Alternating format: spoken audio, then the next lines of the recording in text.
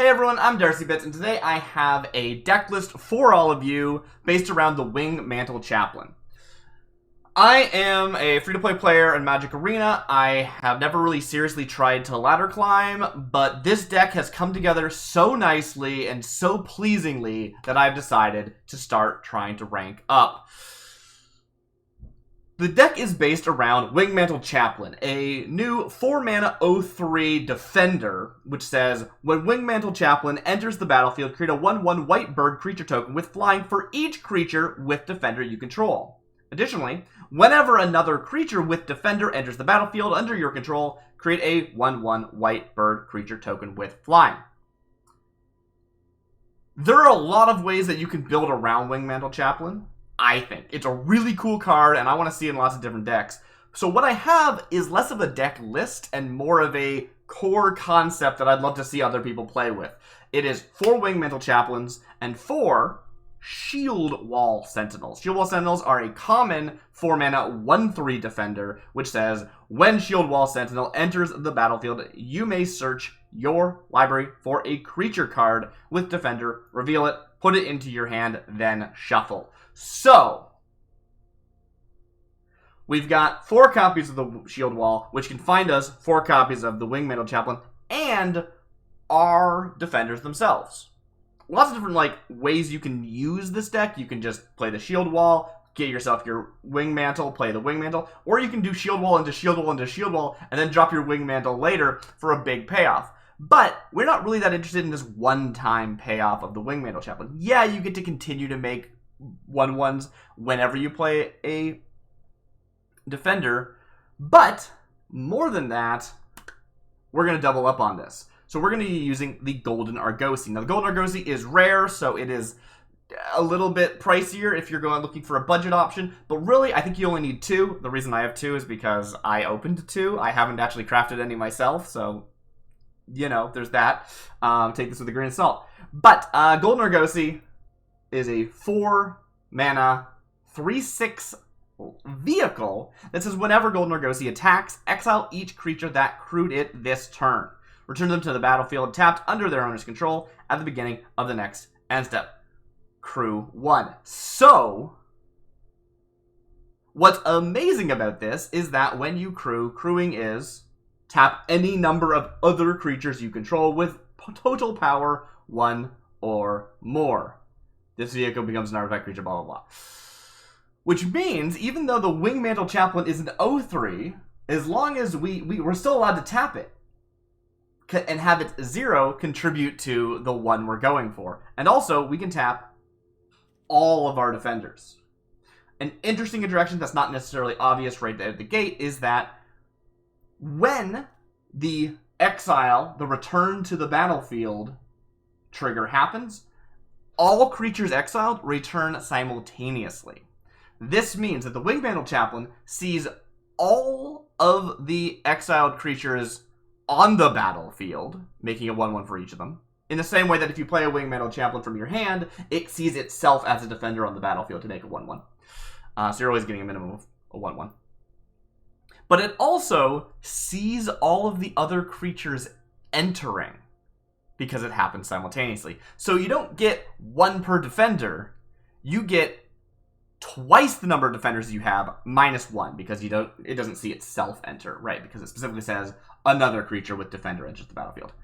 And that's the core of the deck. The rest of the deck is really just about supporting your game plan, getting there. And you can do that however you want, right? If you want to do a white-black package and have some really good control, or white-blue and have some really good control, that works really well. If you want to go white-green and maybe ramp into it, because 4 mana takes a while to get to, honestly. It's been a little bit frustrating, I've found. Or maybe you want to go, white-red and have it be the sort of top-end payoff. There's a really interesting thing you can do with the Devilish Valet, or Devilish Valet, however you want to pronounce that, where it turns into kind of an OTK. We won't be doing that. Also, Devilish Valet is a rare, and you definitely could build around that. I mean, I am using Golden Argosy, but in fact, you could probably replace the Golden Argosy with your Devilish Valets. I think that would probably be fine, because the Devilish Valet doesn't actually like the Golden Argosy, because it's happening on the end step. There's no actual time to take advantage of those when a creature enters the battlefield triggers. So instead, you're much more interested in having the Wingmantle in your hand and then playing the Valet and the Wingmantle in the same turn and just hasty hitting them in the face for 36 damage or whatever it ends up being. So that's something you could definitely try and do, and maybe we'll have a video on that in the future. But that's not what this is about. This is my version of the deck, and you'll notice that my version of the deck is not as budget-friendly as I would like. It's got Vanquish the Horde, because sometimes you just gotta be able to deal with your enemy boards that do that. It's got Faithbound Judge, just because I own 2 copies, and it's one of the best defenders that's in Standard. It is a 3-mana 4/4 with Defender, and Flying, and Vigilance. Now, the reason it has Vigilance is relevant because it is the kind of defender that sort of levels up into not a defender.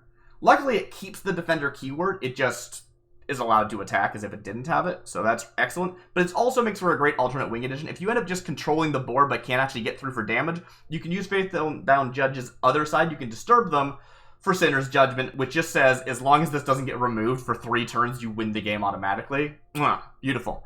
So obviously this is not a budget option. You would cut this if you were trying to go for a budget list, but throw in all your cool legendaries. That's basically what I'm saying. Like, as long as you have this core, I think you're good. Of course, you did see me mouse over Wandering Emperor, which also, you don't need Wandering Emperor. I can't justify not including her in the deck, but you don't need Wandering Emperor. Other than that, we've got Ambitious Farmhand and Spirited Companion just to help smooth out our draws so we can get there. Ambitious Farmhand allowing us to get our planes to make sure that we're able to get to at least 4 mana. Sometimes you get stuck on like 2 lands and you can't do anything, so this helps for that. Same with Restoration of Ganja, which is also a rare, and you notice I have 1 of because I own 1 copy. Other than that, we've got a couple extra defenders to fill that out, and specifically I want to call out Larder Zombie. Larder Zombie is a 1-mana 1/3 defender that can tap creatures to look at your deck. What happens often with this deck is you will get your Wingmantle Chaplains pretty easily, because you've got your Shield Wall Sentinels or the Wingmantle. You effectively have 8 copies. Like, you're gonna draw those. But getting the Argosy is harder.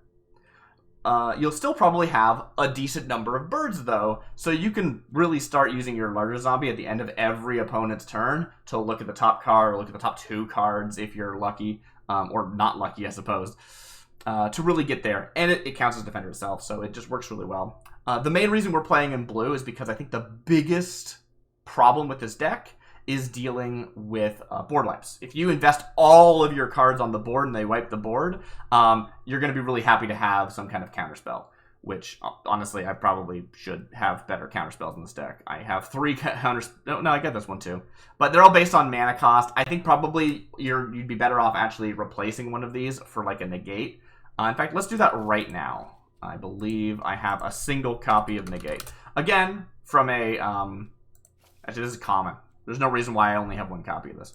Anyway, I play with the cards that I've opened. I did actually make a couple copies of Wingmantle Chaplain and Shield Wall Sentinel because I really liked the idea. But other than that, I didn't craft any of these cards. These are just cards that happen to be in my collection, and you can do the same sort of thing. So, with that all out of the way, let's jump into a deck and... With all that out of the way, let's jump into a game and see how it performs. Alright, this is our first game with the Wingmantle Chaplain deck, based around Wingmantle Chaplain and the Golden Argosy to basically blink it infinite times. A pretty decent hand. We've got 3 lands, we've got a Spirited Companion to help us draw into stuff, and we can really deal with some early boards if we need to. Probably don't need both of these, but what you're going to do, keep 7. Temporary Lockdown is a card that's not a... it certainly isn't a budget option, but is a really good way of dealing with one of the pesky problems with the deck, which are just like fast go wide boards. Lots of times I'll play against like a really wide aggro deck and nothing's higher than 2 mana, but almost everything in my deck is 3 and up. So Temporary Lockdown, if you don't know, there it is. We also, you've already seen a couple turns into the game, played Larder Zombie and the Spirited Companion. Larder Zombie is really just a body for us. We're going to want 2 mana so that we can do stuff like this. I'm not going to do that yet, obviously, but I could, and I'll just not attack. Pass the turn. Lord's Army just a body for later, because we always want to have as many defenders on the board as we can when the Chaplain actually gets played the first time. And then Spirit Companion just let us draw into our stuff. And luckily, we actually drew our Golden Argosy, which is exactly what we want. Do we need it this early? Not really, but that's okay. I think I'm going to hold my mana up, and we'll use Wandering Emperor if they attack, maybe. Is that a good idea? I could play it now. Here's the thing. Am I worried about them? I guess the thing is, I always forget because I'm just bad. Oh, actually, let's play our Golden Argosy. Golden Argosy is very, very good, but if you have to wait for it to have, you know, recover from summoning sickness, it can be a problem. So, getting that down early is pretty nice. It does mean that your opponent has more opportunities to remove it with artifact removal, which is a problem with the deck. It's another good reason why some counterspells are nice. I generally don't like counterspells. I just don't enjoy playing them. I don't enjoy having them in, like, being played. But it is probably the best thing to do in such a situation. Let's see what this is. Savior of Olenbach. I don't know what you do. Okay, great. I will take 2. Great. A lot of this deck is really fun to pilot for me because there's a lot of sort of figuring out how much you can do and having it be okay. In this situation, I'm actually going to do... Yeah, let's do this quirk. This is a fun thing we can do. Take you 2. Alright. Now, one nice thing, Spirit Companion, I can flicker this. It's not a huge deal, it's just an extra card, but hey, why not? Attack once. Those go away. And next to blocks. I was actually thinking, because I'm ridiculous, that what I really want to do in this situation is play my temporary lockdown. Oh, no, I do want to do that. So, now, before the turn's over... No, temporary lockdown doesn't work. Right, I was thinking I would vanquish the Horde, but I shouldn't actually do that because I don't want to lose my Argosy. So, leave that on the board for the time being. If these were smaller, what we could do is we could hide our, you know, 2 and 1 drops in the boat, temporary lockdown, remove their board. But they don't actually have a small board, so not a big deal. Instead, I think I'm going to play the Emperor. And, do I have enough bodies for this? You don't have enough bodies for this. Oh, am I just bad? I think you're just bad. Yeah, because they're going to hit you for 2, which will kill her. Yeah, that was a mistake. I shouldn't have done that. That was a mistake. I shouldn't have played this. Okay.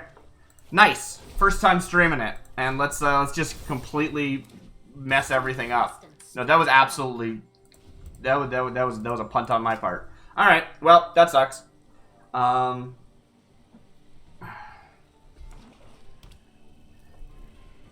if I remove... I mean, maybe I should have anyway, because they're just going to attack her. So maybe I should have still just used the... got rid of the Inspiring Overseer. I don't know. Maybe they won't? Maybe they won't attack her? Maybe they think that it is a trap? Oh. Ah, training. That makes sense. Very good.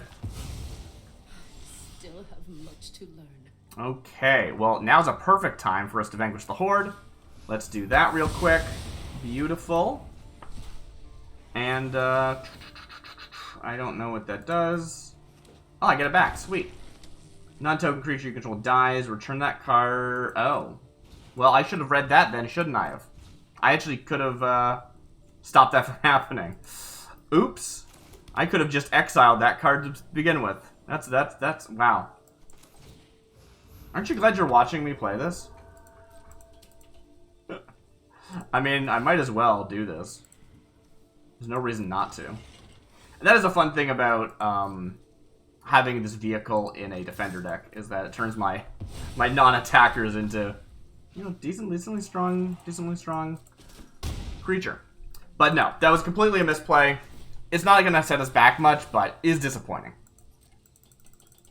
I just straight up did not read the card. So, you know. As I said before, I've never really seriously tried to climb on the ladder. I also just haven't played a lot of Magic, so if you see me making rookie mistakes, that's the reason. Alright, save your Allenbach. Thanks to, like, exile something, right? No, it's when it trains? I don't know. Not all that concerned, but it was a misplay, because I did have the Touch of the Spirit Realm. For anyone who doesn't know, Touch of the Spirit Realm is a enchanted creature, gets exiled kind of thing. Technically, you're not enchanting the creature, but whatever. You know what I mean. They don't have enough damage. I could... They're probably not going to do anything that's block-worthy anyway, so let's crew with our larder zombie, move into attacks. There we go. That goes away. Comes back. It's really nice that the counter from our friend, the Wandering Emperor, that stays, right? If you put like an enchantment on this, it's probably going to be an enchant creature, so when it stops being a creature, enchantment falls off. But counters, they just stick around, so that's great. Pass 2 attacks. Great. Train.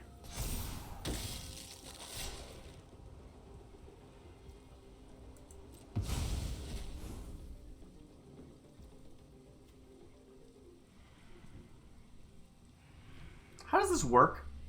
When this leaves the battlefield, put the exiled cards onto the battlefield under their owner's control. Why did they exile my own thing then? That's weird, huh?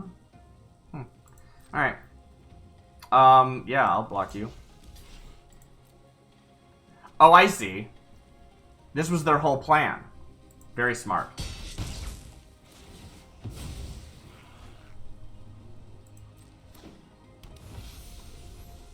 I think they think I messed up. They said oops. Knight of Dawn's Light, first strike. Okay, cool.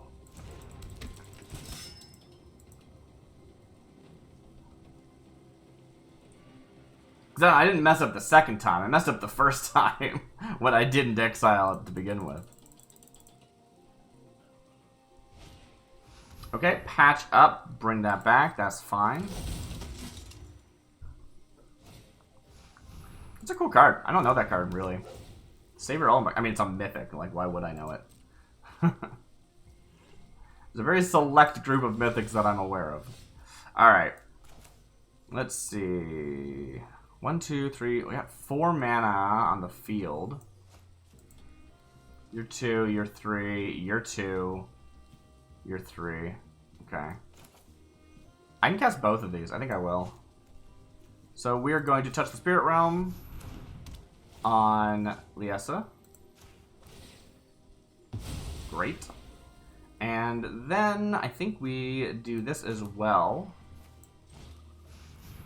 Which I should have actually... I messed up there, I think. I definitely did. Because I could have, again, attacked with Golden Argosy with those 2 in the boat. And had them not get a beer. For some reason I thought they were 3 mana. I think we should cut this from the VOD and pretend this never happened. I'm all flustered. I'm not used to streaming MTG. Well, I mean I am. I do stream MTG, but not, like, Arena. Yeah. Oh well.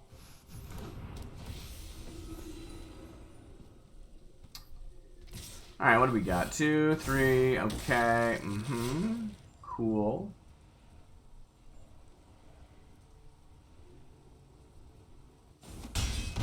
Great. Okay, I mean, that's not terrible, but it's not really enough to really get me going. I think what I need to do here is I need to start getting some blockers. So, because we have we got 4, 5, 6, 7. Oh, that's not enough mana, is it? Not enough mana, unfortunately. So I think we're going to have to go with Restoration Maganja. Which will get us a land. Very good. And how much damage do they have? 2, 4, 5, 6, 7. Yeah, I'll be fine. I will take the action. And actually, we have enough mana next turn to play this and a Wingmantle. Getting to 8 is so nice, because then you can play a Shield Wall and then immediately play what you drew with the shield wall. So, very, very good. We're not going to worry about that right now. Do I want to be blocking with this guy? Yeah, do I? Maybe I don't. Give myself an extra card in hand. If I was going to do that, then I would have wanted to get the... I'm going to not, and I'm going to save it for blocking if I need to. Most likely they're just going to swing in the air. They're not going to even bother hitting me on the ground, but, you know, if they do, it will be nice to have that. So Inspiring Overseer, gain life, draw a card. Okay.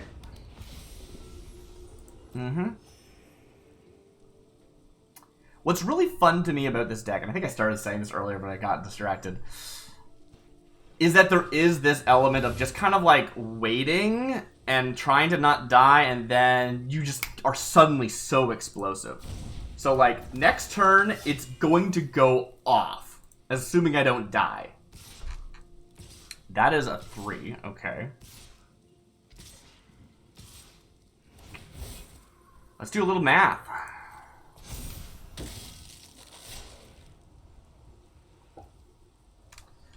It's up to one target creature from the battlefield, or, I see. That's not good for me. I don't need the shield wall, but it would be really nice to have the shield wall. Alright. Okay. Well, actually, I'll get it back if this guy dies, won't I? Okay. So, we've got, what's this damage? I think that's supposed to be 6. It looks like 4, but I think it's 6, 7, 8, 9, 10. That is a lot of damage. Way... I think the first time I counted, I didn't... No, I counted 7 the first time. I just... This guy didn't exist. Alright, cool. We will block this one, which is going to give me another ETB. This is going to be huge. Assuming I don't die. If they don't have any burn, I think I have this in the bag. Okay, take action. Let's go. Time to pop off. Yes, this is what I'm here for. Alright. Yeah, resolve that. That's fine. Assume they don't have any, like, when a thing dies, lose a life or something. My turn. Oh, I could discard something. Do I have anything that I want to pull? No, I don't. I will decline. Grotto. I don't need lands right now, not that it matters. I mean, it probably will matter. I have 5, 6, 7, 8, 9. So we have to play this first.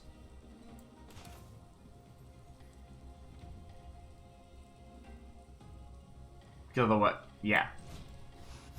So here, this comes down.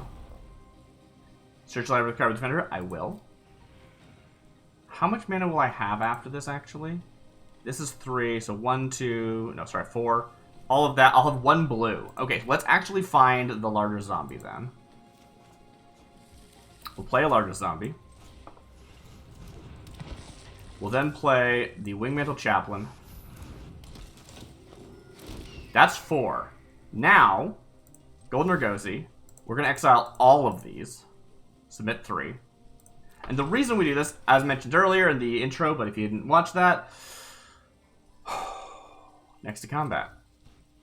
You might think the Wingmantle Chaplain will see that there are 4 defenders on the field and make another 4. But actually, next 2 attacks.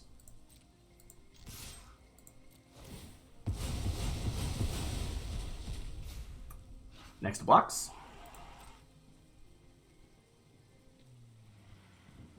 Do they know how many I'm about to make? Because you expect to see 4, but it's actually going to be 7. And here they come. I should end up with 11 if my math's correct. There it is. And I'm going to find some more Wingmantles for next turn. Good game. Do you think they have the burn? They said good game.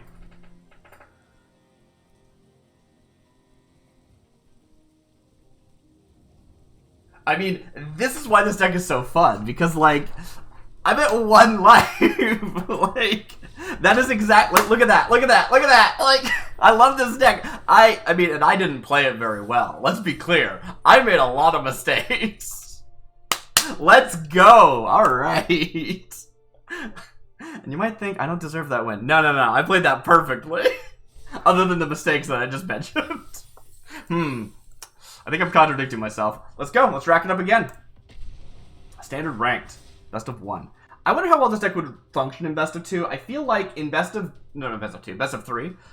I feel like people would be like, oh, I see your jam, and they would like counter it really hard.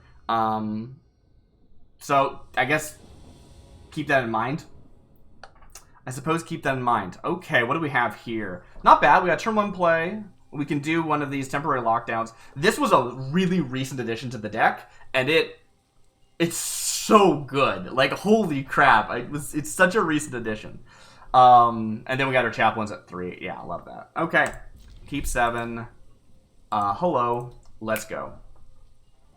Hello, everyone. We're going into our second game of the Wingmantle Chaplain deck.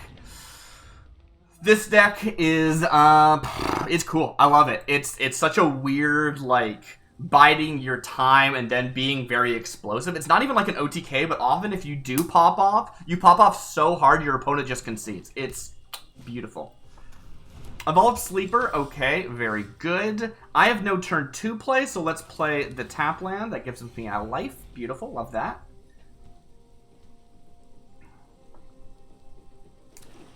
Evolved Sleeper. This one's weird. Tenacious Underdog. That's going to be an issue. But honestly, we're going to be able to exile it. The question is, do I want to exile it or not?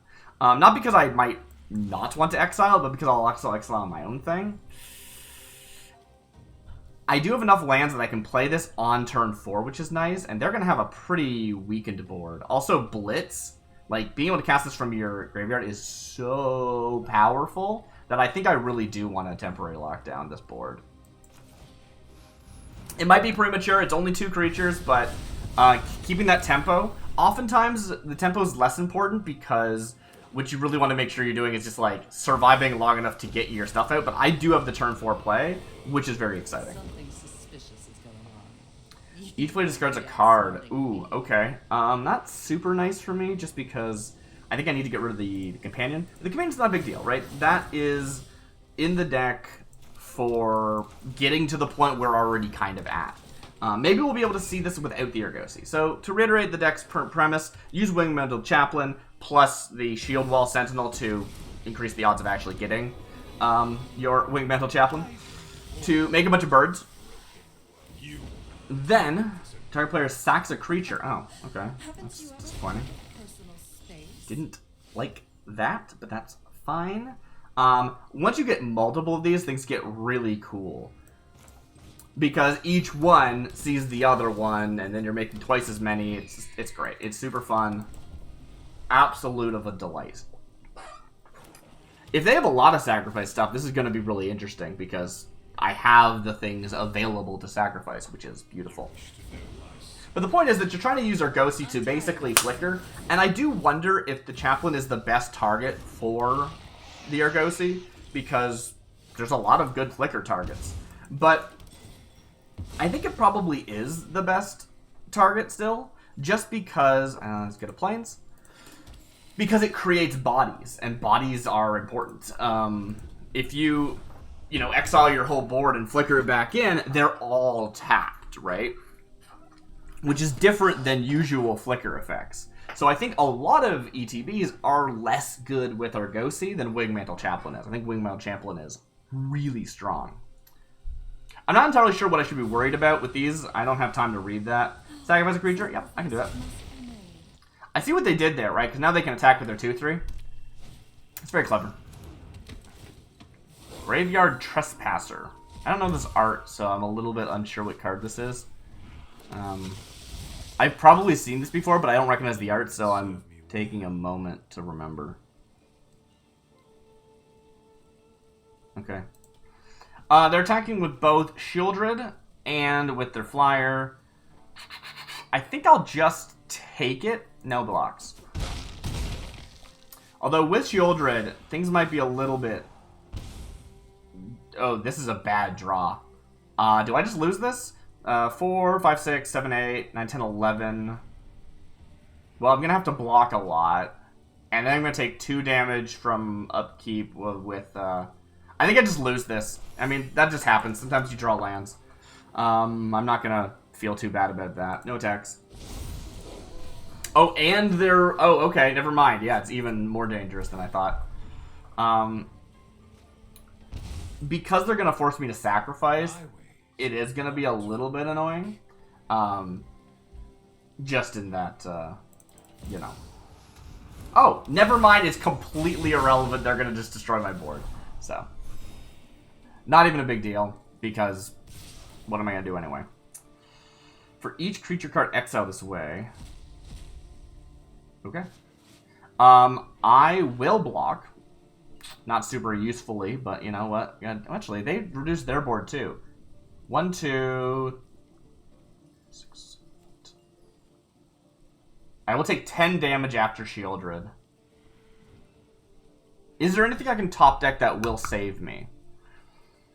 I don't think so. I don't think so. Because if I just make a bunch of birds, I'm still going to die to Shieldred. So I think I need to not be too close to lethal. Or dead. Them having lethal. I think that's what I have to do.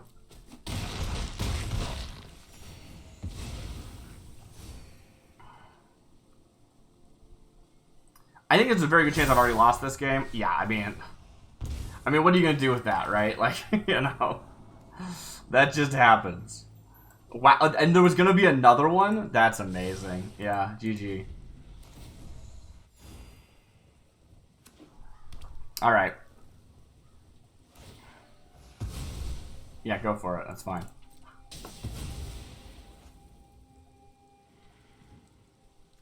I don't know why you're making me do this.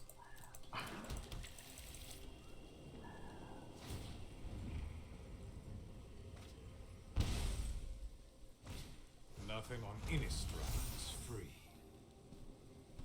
So let's have a conversation about etiquette. I think different people have different assumptions about what is etiquette. Like, they might be going, hey, you should concede. That's the etiquette here. And since you're not conceding, I'm going to BM you. And to me, I'm going, you're BMing me. What are you doing? Right? Different opinions. You know, it's probably not... Probably neither of us are doing anything that wrong. But, like, I didn't have anything. My hand was empty. I didn't have any onboard tricks. Well, I will say, I mean, there's a level of you win some, you lose some that you just have to be aware of when you're playing Magic. That's the game. But I am trying to make the deck as consistent as possible. So that, like, certain archetypes I do have a chance against and things. That wasn't, like, a weird archetype I didn't have a chance against. That was I drew a bunch of lands. At least that's how it felt. Maybe I'm wrong, right? Maybe I did play badly. I'll have to roll that tape back. Hello, everyone. We're going into our game 3. We've lost Hello, everyone. We're going into game 3. We've won a game and lost a game. This is a really good hand, but really bad lands. Question is, do I think I can? I think I'm going to mull this. I don't like mulliganing ever, just in general. I hate it. And that was even like a really solid hand, which makes me think it was probably an extra bad idea. I'm going to put Wingmantle on the bottom. It's not a big deal. We can go searching for it later, I think. Let's start with our blue and play our largest zombie. Alright. So we're trying to see this deck have the Wingmantle Chaplain. Now, I should say, right, this deck is a very specific goal. But it's not... I mean, I don't intend for it to be, like, a meme in any way. It's just the way it is, right? I play a lot of Limited, so having constructed decks and having the novelty of, like, I can have 4 copies of this card is weird to me, to be entirely honest. Which is pretty cool. It's just not something I'm used to. So it goes as hard as possible on the Wingmantle Chaplain, and that's really fun. Like, it's really cool for me. Okay, that is actually annoying. Let's actually deal with that one. I think the Negotiators is a stronger card, so I'm going to make this disappear instead. Go away. Very good. Beautiful. Okay. Oh, beautiful. Never punished. Let's go. Alright. We got our last land. And now we can start actually using our larger zombie to more consistently hit our other cards. So this is beautiful for us, right? One of the reasons larger zombie is in the deck, for a long time I didn't use it because it just like wasn't a very strong card. I remember when I first saw it, I was like, ooh, because I was like a baby MTG player at the time. I mean, I've played the game for... And by play the game, I mean my first game of Magic, let's actually say, was quite some time ago. What is this? Sarah Paragon's a 4-mana mythic. During each of your turns, you may play land from your graveyard. Oh, it's this one. Well, that sucks. Yeah, I know this card. Pass. For a long time, I didn't use Large Zombie. I remember when I first saw it, I thought it looked really cool, and I tried it, and it was bad. But in this deck, it satisfies our defender, which is relevant, and it makes us be able to more consistently find the problems that aren't good. Like, getting chaplains is not hard. Getting our Argosy, actually quite difficult. Now, I could really use that land. So the question is, do I want to wait? Right? Do I want to, like, oh, I'll draw into my lands later. That seems like maybe a bad idea. What are they going to do? Every turn they get to do a thing, huh? That's not the scariest. Yeah, I think I'm going to wait. So I will actually take the plains now. Sorry. By wait, I mean I'm not going to dig yet. I'm going to keep the plains because I don't want to miss my land drops right now. Then I can start using like Protect the Negotiators on the really important stuff and things like that. So great. We're going to play that plains. We're going to play another Wingmantle. I don't think they have any like board wipes at the moment. And that's another 4 birds. It's really good. And of course, next time I can do this even more times because, you know. So this is pretty good. We have a very nice open, assuming they don't have a board wipe, which, I mean, some, you know, if they have like Meat Hook Massacre, they can board wipe me and just remove only my board and none of their board, and that could be really scary. Same with something like the Lockdown, the Temporary Lockdown, which will remove not my Wingmantles, but it will remove all of my birds and my larger zombie, which is a big deal. But otherwise, it doesn't, like, what's cool about this is that you don't need the Argosy. The Argosy feels so good when you pull it off, but it's not necessary. If you just get a couple of these down, that's really strong. And you gotta remember, they're not just 1/1s. This is not a soldier deck. These are flyers. That is a problem. Okay, let's go. Time to dig. What do I like? What do I see?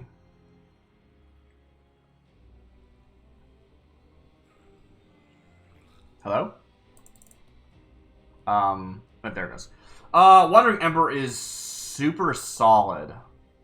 Dang, do I just take Wandering Emperor? I don't think I can justify not.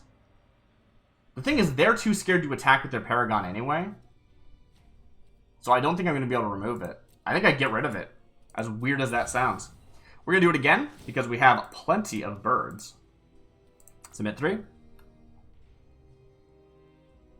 Temporary Lockdown removes my board, not theirs. Let's get rid of that. And we can do it one more time. Oh, that's so good. Come on, anything interesting. Anything interesting.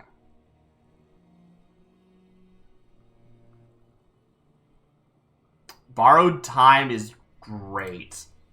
Oh, that's, yeah, take that. Beautiful. Oh, all right. Beautiful. This is good for a few reasons. One, well, I can get rid of this, which is great, which is what we want. But 2, we can actually start countering next turn, because...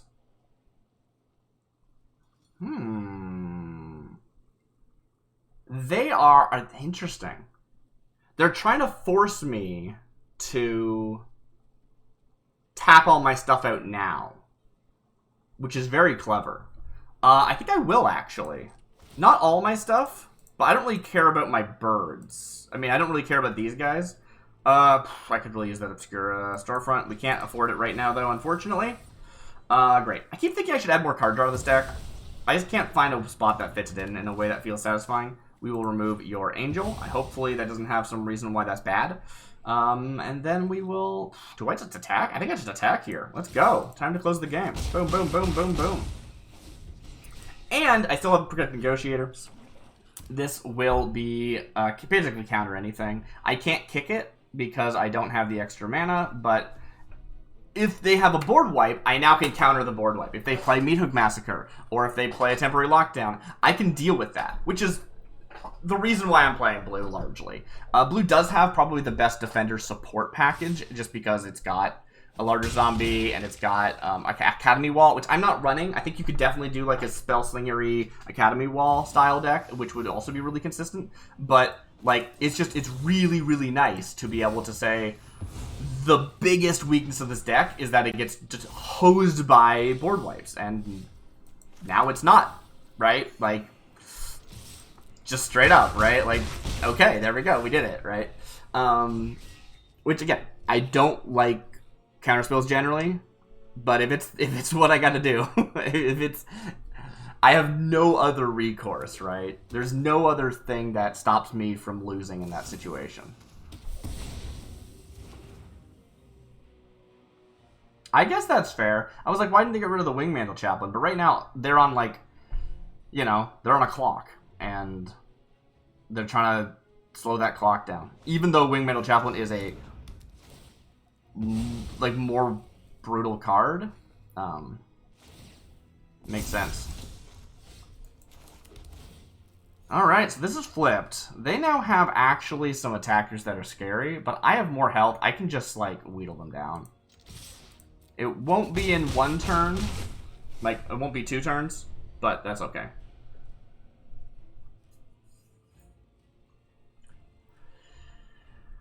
Alright, so they're gonna hit me for 6. I'm still at 20. I'm fine. That's largely, I mean, not largely, a little bit because of these, which is nice, but we're gonna hope for that top deck. I can actually block as the thing, so it's not even much damage, I'm realizing.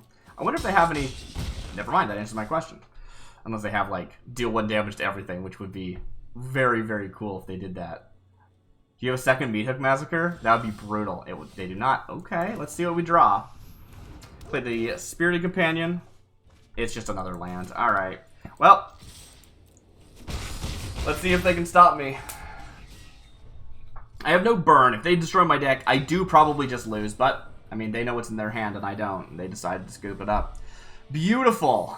So that puts us at 2 out of 3 so far. Doing pretty okay. That one board, I just drew lands. Like, I don't have an answer to that. And which, I mean, you see in this deck, we got to see the power of the larger zombie actually letting me get through that block of lands and get to some cards that were relevant. Which is just so nice. I don't know exactly how strong their Angel was going to be, but I assume they could have done some pretty powerful stuff with it. So, feeling great, feeling good.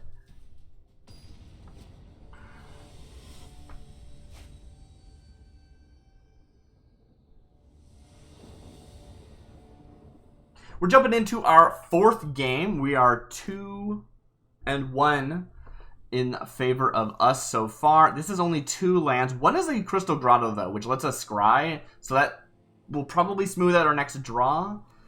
We have removal. We've got a counterspell. We've got one of our main combo pieces, the harder piece to find. We have one of the more powerful counter cards, and we've got another counterspell. So probably, I think I'll keep this. This might be a mistake. Wish me luck. I think the scry is going to make that worthwhile. Let's find out. I can't play that. As much as I want to use Restoration Riganjo, which would get me my lands, I can't play it yet. I think we put it in the bottom. It's important to remember that this is a deck that you were going to be shuffling a lot. You most likely will, you know, when you put a card on the bottom, it is not gone forever. Okay, so not the best, but it does give us a turn to play. Although maybe I should have held the mana up for a counterspell. Entirely possible that negate or something would have been better, or even a syncopate. Scabs, those are pretty scary, but usually you can endure quite a beating with this deck and then pop off and win the game anyway, so no blocks, we'll let that through.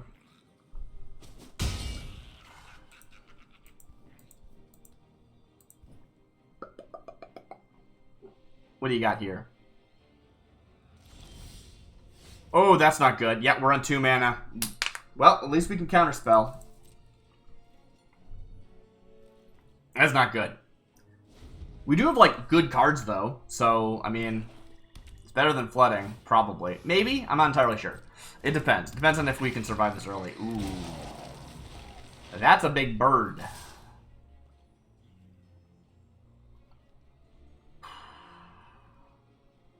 I guess I can always block with the Large Zombie later, but I can only do it once anyway, so I might as well do it later.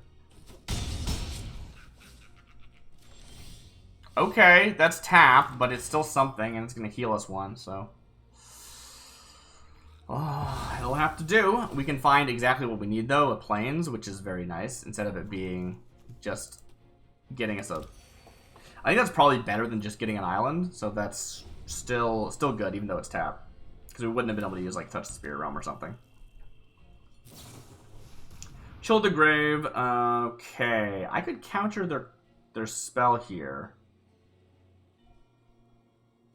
Doesn't untap during his controller's next untap step.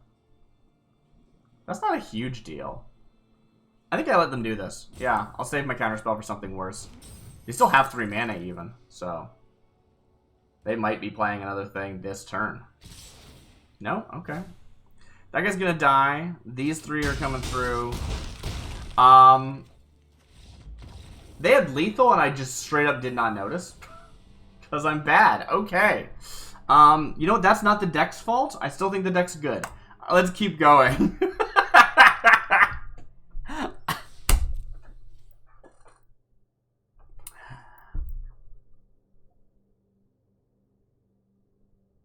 Well, that's embarrassing. That's just 100% my fault. Now, would I have been able to win that game had I countered their spell? Who knows? Probably not. But still, that was on me. That was... that art's so good. If Tasha's available, I might have to pick up that art. It's so good. I don't know if she's still available as an avatar right now. Alright, going into game 5? Yeah, game 5. I lost the last one real fast. That was my fault, though. It's not the... I mean, maybe it was the deck's, too. But anyway. 2 mana. I think we just can't keep 2 mana with this. Learn from my mistakes. Mulligan, the 2... Oh, this isn't bad, actually. We won't have any blue mana, but we will be getting 2 mana into our farmhand, 3 mana into a Ganjo. So we're actually pretty good. I think we actually get rid of our Make Disappear. We can't play it anyway. This is actually largely a white deck. There's only a... Blue is more of a splash. I think it's like... I don't know. 20 to 15 or something. So play our white mana. Our plains. We play a plains. That's what people would normally call that.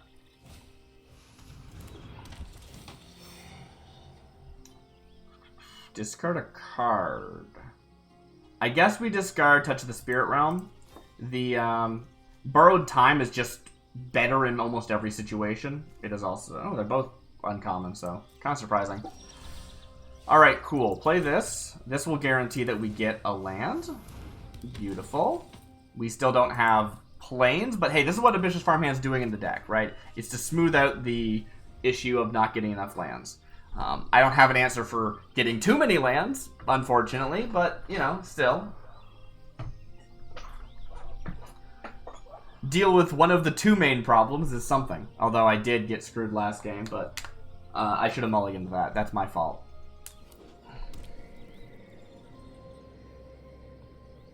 I'm feeling pretty confident here. They haven't done much yet. They're in blue, black, and white. Oh, okay. Cool, cool. We got Obscura. I can respect that. Let's play Plains. Let us play Restoration of Ganjo, which, again, is a card that, if you're going budget, I would not recommend this. I only have one copy in the deck because I own one copy. I did not craft it for this deck. I think it's good for the deck, but it's just about smoothing out this issue with land that I'm having right now.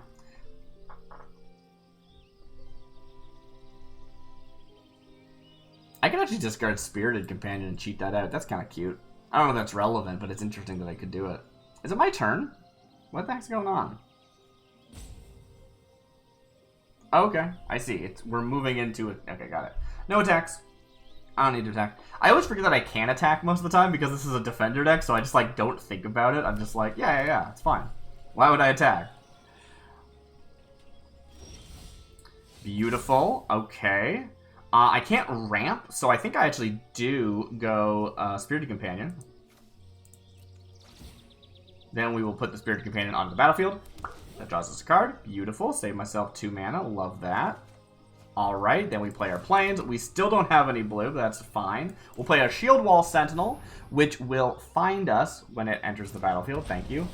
Which will find us another card. We will go with the Wingmantle right now because we actually have a second Shield Wall Sentinel. So if we want to do infinite Shield Walls, well, infinite, four Shield Walls.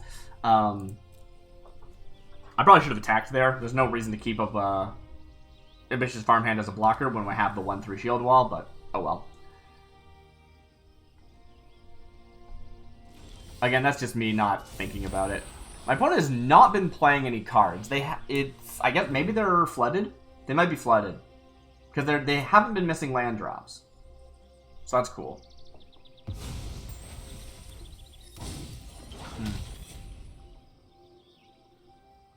All right.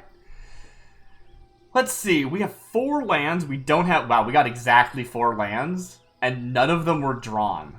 That's amazing. We had two lands in our opening hand. Our Ambitious Farmhand drew us 1 Plains. Our Aganjo drew us a 2nd Plains. We haven't drawn any Plains this game. That is brutal. But hey, we don't need it because we're doing this. Let's play the other Shield Wall Sentinel. Let's just get this like as scary as possible before we start playing our Wingmantles. Take action, please. Give me another Wingmantle. Very good. I will attack. Why not? Caca! Everything makes caca. Doesn't have to be a flyer. Or a bird.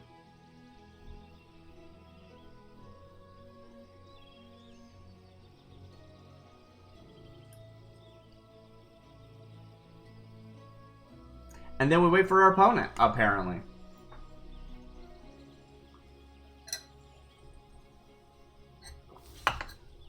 Alright, very good. I'm into it.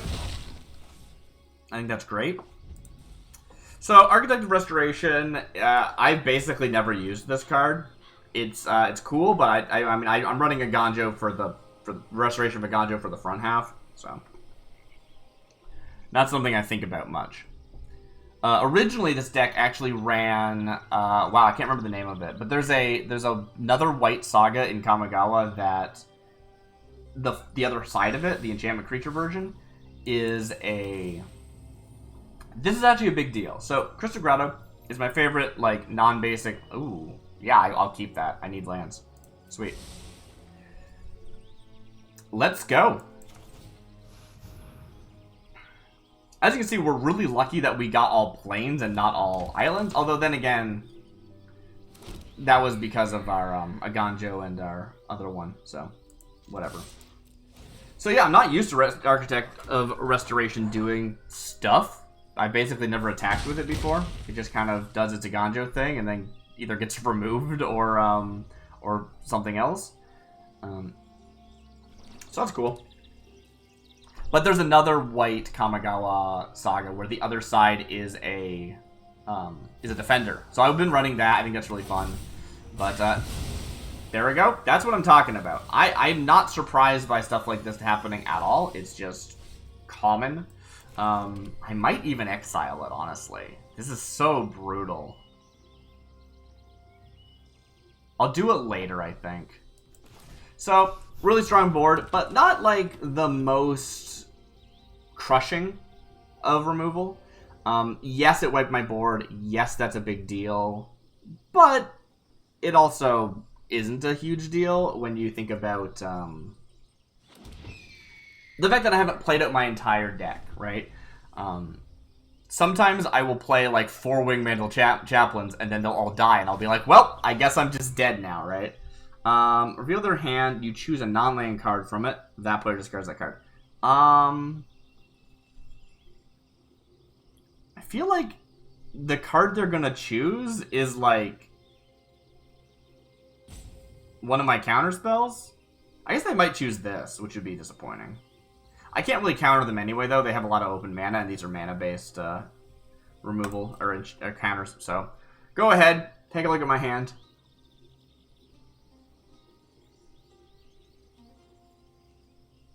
I'm a little worried that they're gonna like bounce back because they've done so little this game that just kind of waiting and accruing mana and then wiping my board does make me wonder that they're just gonna like start dropping like 8 drops every turn for the rest of the game or something. Although I'm not really sure what you do in black to do that, right? I'm not really sure what's relevant in black, but still, pretty cool.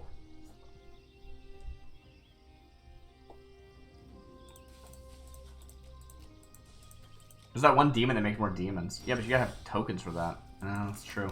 I feel like I might be only playing like lands for the rest of the game, unfortunately. Could be scary, but oh well. I mean, by playing, I mean drawing. But at least I do have blue mana now, so that's rad. Alright. 23 turn clock, let's go.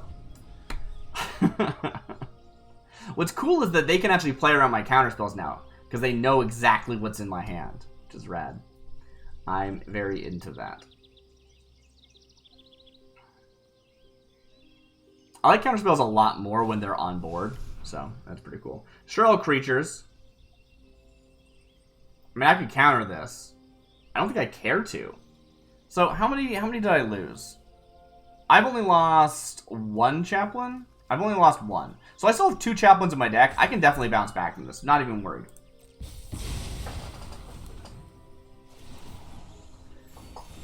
Okay. Oh, yeah, we're just going to be... Yeah, I mean, I didn't get land at the beginning of the game, and now it's all I'm going to draw. Alright, let's keep going. End turn. This is the part of the game where we just draw back and... We just pass back and forth. Joda's Codex. That's cool. I'm into that. Do I counter that? You can't. I can make them pay 2. They don't even have... They only have domain 2. Yeah, I'm okay with this. But I mean, that'll help them draw. This is amazing. Yeah, no. This is wild. Okay. This sucks. Oh, brutal. I'm just gonna get completely destroyed because I'm only drawing lands now. I'm still amazed they haven't done much, though. Like, I really thought they were getting flooded, and now that they're probably not getting flooded anymore, they're going to be drawing into some really powerful stuff. And they kind of haven't been. Munich Massacre, of course, is great, but, you know. How many turns in a row has that been? Alright. That's fun. What would be the best top deck here? I don't know. Like, I really wish I had just like a draw 5 kind of style thing, but I don't. But I don't.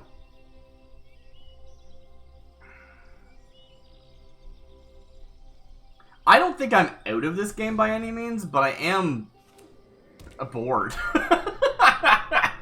Like, I'm trying to make content here, and I don't think it's a very I don't think it's very entertaining. What the heck? Alright, I'm gonna get rid of Joda. I think this is a waste, but honestly, the card advantage is real. Yeah, I don't like it. They have a full grip. Look how many lands they have. Look how many lands I have. How much mana do they have available? 1, it looks like? Yeah, I think I can counter this. Toxtrol will win the game if I don't deal with it, so...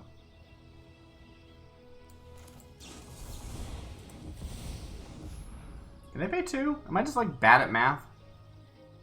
Okay. By math, I mean counting. Or seeing? More like seeing than counting. Okay, beautiful. Exactly what we want to see. Play our Shield Wall Sentinel. Please don't interact with it. Thank you very much. We're gonna completely walk into another Meat Hook Massacre. So that'll be fun when that happens. Because I'm just going to find my other Shield Wall Sentinel and play that.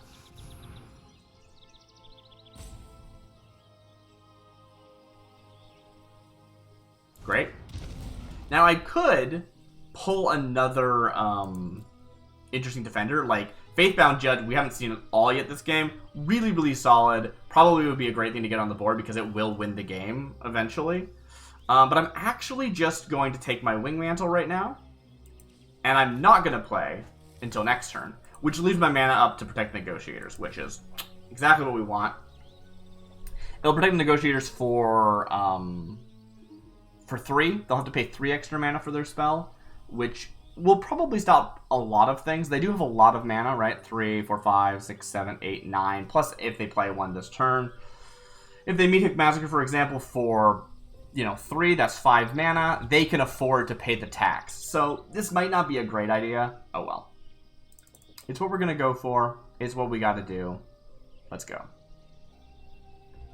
I say it's what we got to do. Honestly, my best play, if I'm being, like, practical, is probably to get myself a Judge, get that Judge in the graveyard, and then curse them. It's so brutal. X3, this is a cost, blah, blah, blah. March of the Wrist does X damage. You gain X life. Okay, they're going to get some life off of this. I can't stop it anyway. Because, yeah. But I could maybe slow them down. Nah. I'll let it resolve. Brutal, but understandable. It's still not terrible. My deck's down to 34 cards. The odds of actually just naturally drawing something useful are still pretty okay. Like a larger zombie or a Judge themselves. So, I'm feeling pretty confident. I don't feel like I justifiably am feeling confident. Like, my opponent hasn't done much. I don't know what's going on in their deck at all. Brutal Cathar, 3 mana, Human Soldier Werewolf. ETB, or transforms. I'm not a fan of that, but I see what they've done, right? They have 2 mana up. And I'll only be able to make them pay 2. If I'd actually countered the first one, that's well played. That's well played. That's legitimately well played. Then again, if I can remove the Brutal Cathar, I get it back. So that's pretty good. Because that'll be another ETB, right? For both itself and for my Wingmantle Chaplain, so. That's one of the things that makes this deck so fun, is that if you can start looping your, it is currently day. Okay, I gotta play at least 2 spells. No, I don't have to play at least, I have to play at least 1 spell. Do I play the Chaplain, or do I wait on this? I think maybe I wait. Like, I'm not about to win the game. I'm gonna wait, actually. That might be a misplay, I'm not entirely sure. You are probably a better player than me. I'm just here to showcase this deck because I think it's really beautiful and I love it. But what I'm seeing here is they are not putting a lot of pressure on me at the moment. Right? This would have been an issue, probably. I mean, I wouldn't have actually. I would have, like, countered it or something, but I don't want... And I don't think it had enough... Like, it's based on mana value, right? Yeah, so they couldn't have hit my Wingmantle Chaplain anyway. I could actually play my Wingmantle now, which is wild to me. I think that's stupid that I can go back to my turn. Like, why is it back to my main phase? I already ended my turn. That's wild. But I'm gonna continue with what I said before. I am gonna pass through the turn. What I'm expecting is I'm going to be able to find a way to get rid of Brutal Cathar, which will have the exiled creature come back into the battlefield, which, again, always weirds me out, because, like, what are you talking about? But that's the thing, is that if this gets transformed back, they're going to take my Wingmantle. We don't want that. At least we don't want that yet. Maybe we do want that. If we find some, like, way of removing their...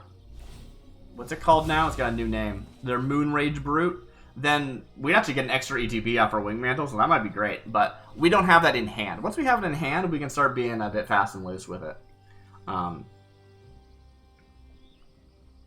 What I was saying that I sort of stopped in the middle of the sentence was that I remember the first time one of my things got, like, blobbed. That sucked so much. I can't deal with that. That's just a thing I can't deal with. Yeah, alright. Resolves. That sucks. That's real bad. That, luckily, my, like, main pieces don't tend to get, like, tapped, I guess. Which is pretty cool. Yeah, they're just going for damage. Oh, that also has ward. I should be aware of that. Oh, wow, I'm just drawing lands. Alright, I just have to wait. I just have to wait right now. I just have to wait until I draw something. I really thought the shield wall Sentinel was going to get me out of this, but seems no. That thing's just going to grow every single turn until I die, which means I'm on kind of, what, a 3-turn clock? They can hit me for 5, then 6, and then kill me. Okay.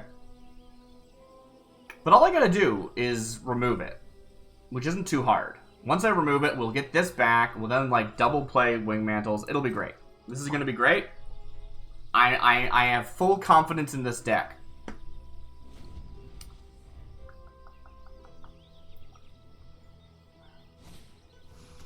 Honored Heirloom, that's fine. I saw a card from a graveyard. Yeah, yeah. I really should have tried to get my Judge from my opponent. And then I could have played my own Judge. I could have cursed them. I don't think they have any enchantment removal, otherwise they probably would have removed this by now. I think we just have to try and outpace them here, unfortunately. So let's go. It's time. I mean, they're also in blue. They might start countering me. What do I know? Okay, that's one.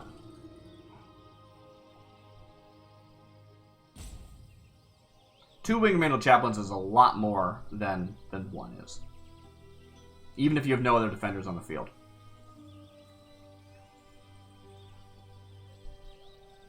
But yeah, I think what I should have done is I should have taken the Shield Wall Sentinel, had it find me a Judge, then countered my own Judge, so that I could have played it from my graveyard as to start.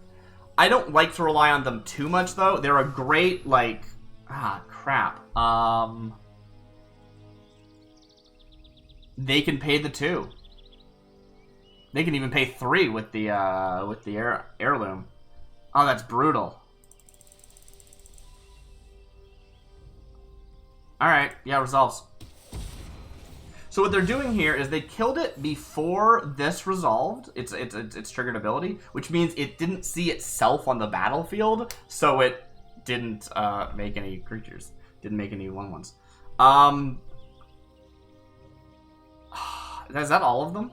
That's all 3, yeah. So this is my last Wingmantle. We need a different win con, which means I think we gotta go Judge.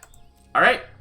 What I was saying before is I don't like to rely too much on the Faithbound Judge as a win con because it is a mythic rare and it's not something that everyone who plays this deck is going to have access to.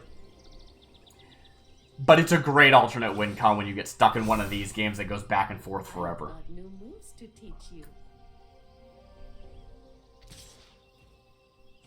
As long as I can remove their Moonrage Brute. What is this? It's 3. I think that's lethal, right? Yeah. Yeah, it is. Alright. That really sucks. So, temporary lockdown removes anything with mana value 2 or less until this goes away. So it's like one of these effects where it is over here and exiled. 3 mana. Just met that breakpoint. Alright.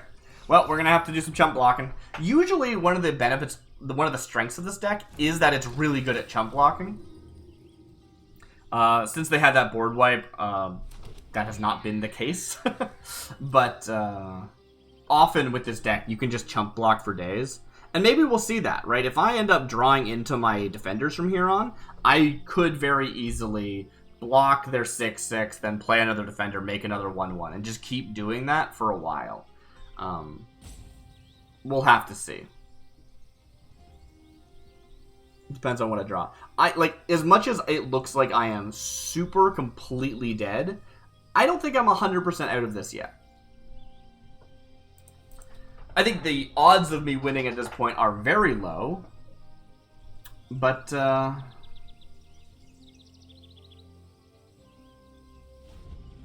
necessarily 0. I still feel like my opponent hasn't played a ton of cards. I'm really curious about this.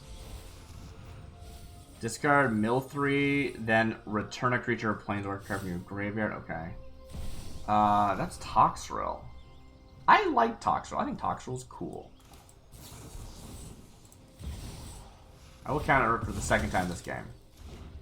I wonder if that was a strategic make me use my counter spell and they have something worse. That seems weird to me, but maybe.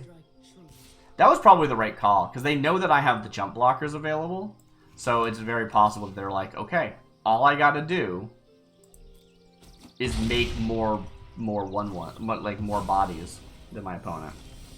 Also, if these die, that ends up being a thing, because of this will ping me whenever they die. So that's something.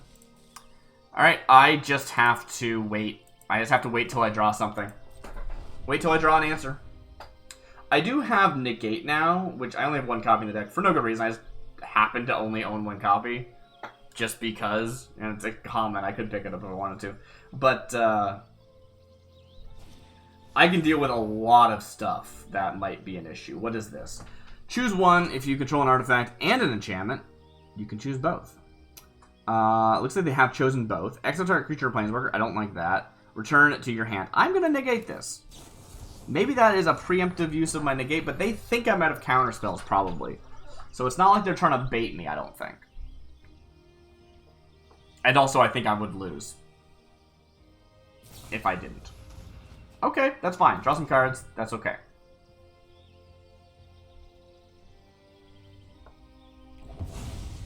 Cool.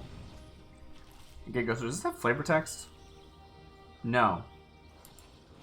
Oh, it does. Why doesn't it tell it to me? It's frustrating, isn't it? To be so weak and ineffectual. Don't worry. You'll be complete soon enough. I didn't realize complete doesn't have an E on the end. Because completed has an E because it's ED. So I never actually realized. That's weird. Huh. Let your blade do the talking. Yeah, those infinite 2/2s are really going to hurt me. Then again, I can remove them if I need to, but whew, I don't want to have to do that.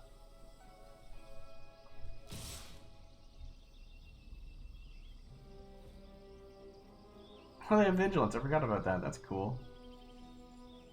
Alright, do they have any shenanigans? They might. They might. I'm still going to do this. It might be a misplay.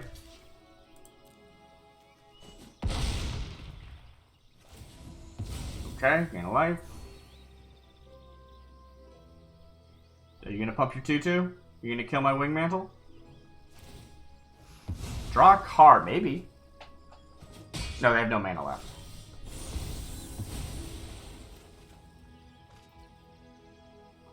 Oh! I didn't think of that. I mean, I couldn't do anything about it. There's nothing I could have done about that, but I didn't think of it either. Well, that's... all I needed to do to win this... maybe not win. To stabilize would be to remove this Brutal Cathar. You know? If I drew any form of removal that could hit Brutal Cathar, I would have gotten my Shield Wall back. I wouldn't have just lost my Wingmantle right now. Disappointing.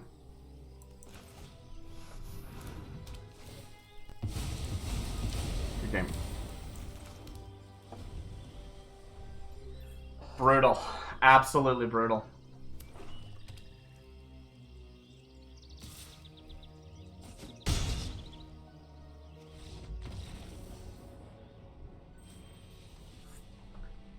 Yeah, I think that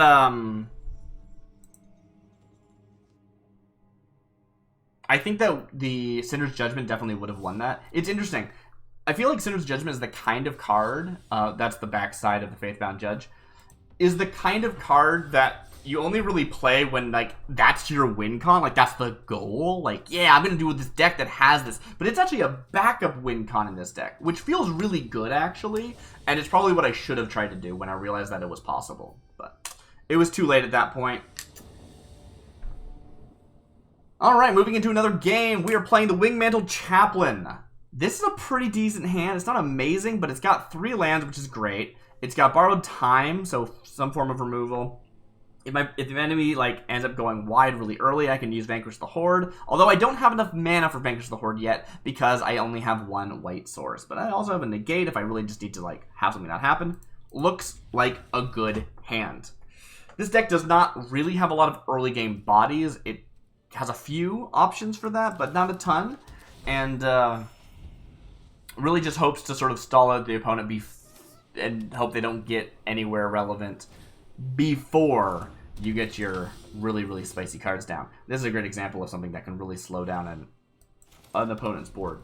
The temporary lockdown, which is a rare, so it does hurt it as a budget option, but really, really solid card for dealing with those early boards.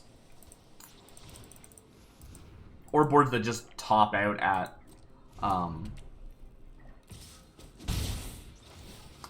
that's going to be pretty strong for them. Just being able to draw a card every turn. Whew. Not a fan of that. I also just don't think I can justify using one of my Borrowed Times on it, though. So they're going to get some pretty good card advantage.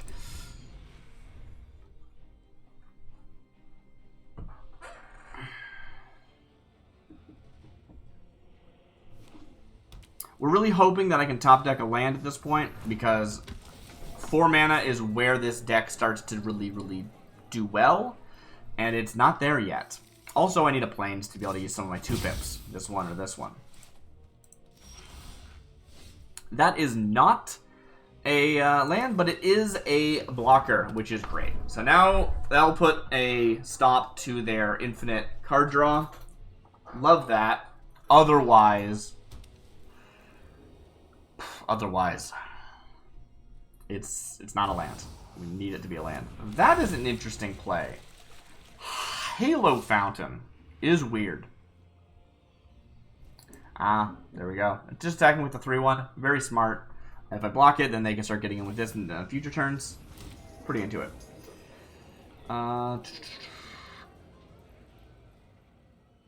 Untap target. You know what? I misread this as tap.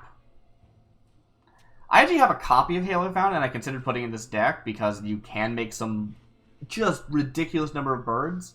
But I don't usually think that's relevant because usually if you have 15 birds, you win. So it's kind of whatever. That said, I will be dealing with their Halo Fountain because I don't know if it's good or not, but it is scary. So I will have no attacks here, because we want to make sure they're not getting their card draw from combat research. Otherwise, we're going to wait.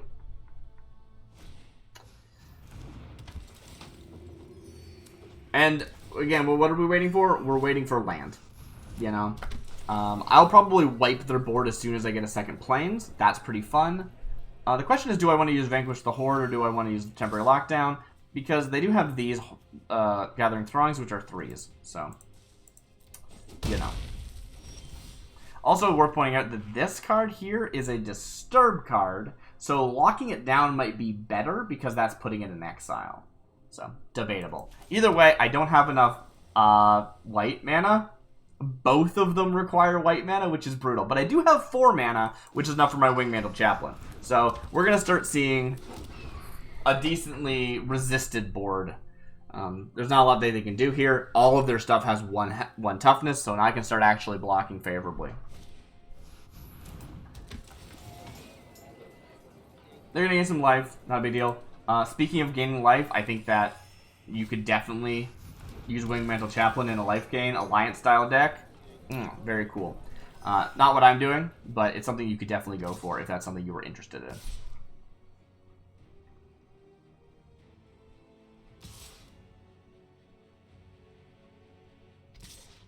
Okay, they're doing a lot here. Are you happy with those attacks? No, they're not. I kind of figured they wouldn't be. They didn't seem like great attacks. Okay, I didn't think they'd go down to no attacks, though. Okay, wait, no, they're coming back. Alright, 2 attacks. Cool. I will, in fact, block both of these. Great. I feel good about that. I really need to land. Let's hope that this gives me a land. Come on, planes. Okay, that's not bad. And it will scry. Tranquil Cove. It'll do. Alright, so, not Tranquil Cove. The Crystal Grotto is a new, I believe it's new. I mean, if something's a reprint, I wouldn't know. Do I attack with this? No, I don't attack. Crystal Grotto, though, it is a colorless mana source, but it gives you a scry, which is great, and it filters, which is just very, very convenient. What does this do? Angelic Quartermaster. ATB, put a 1/1 counter on each of up to 2. Okay, only 2 things are going to get buffed. I think I'll still counter it, though, just because I can, I guess.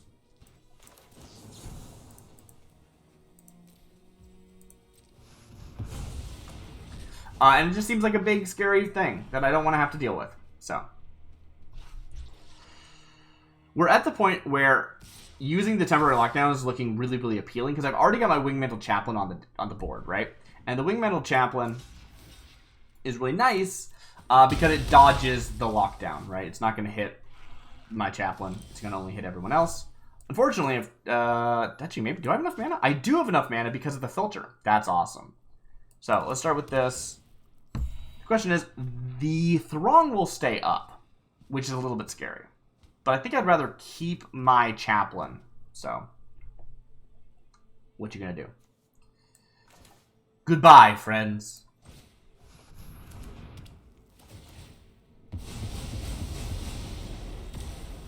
It's important to notice that Temporary Lockdown does not say creature. It says permanent with mana value 2 or less. So if you had, like, if for example Borrowed Time was only 2 mana, it would also go away. So you gotta be really careful about stuff like that if that's not something you're aware of the first time you play it. You know, let's talk about Circuit Mender. I kept thinking this would be a fun one to put in the deck because it has, like, Flicker synergy. It kicks both when it enters and leaves, so you can do some weird stuff with that. Anyway. I'll take the 3 damage. I am going down to 8. I did not realize how low my health is. That's a bit scary. This looks scary too. So. Yeah, weird. I kept being like, dang, I really wish I would draw some lands. And, now, if I wasn't drawing lands, it means I was drawing, like, other useful cards. And those other useful cards do not seem useful enough, unfortunately.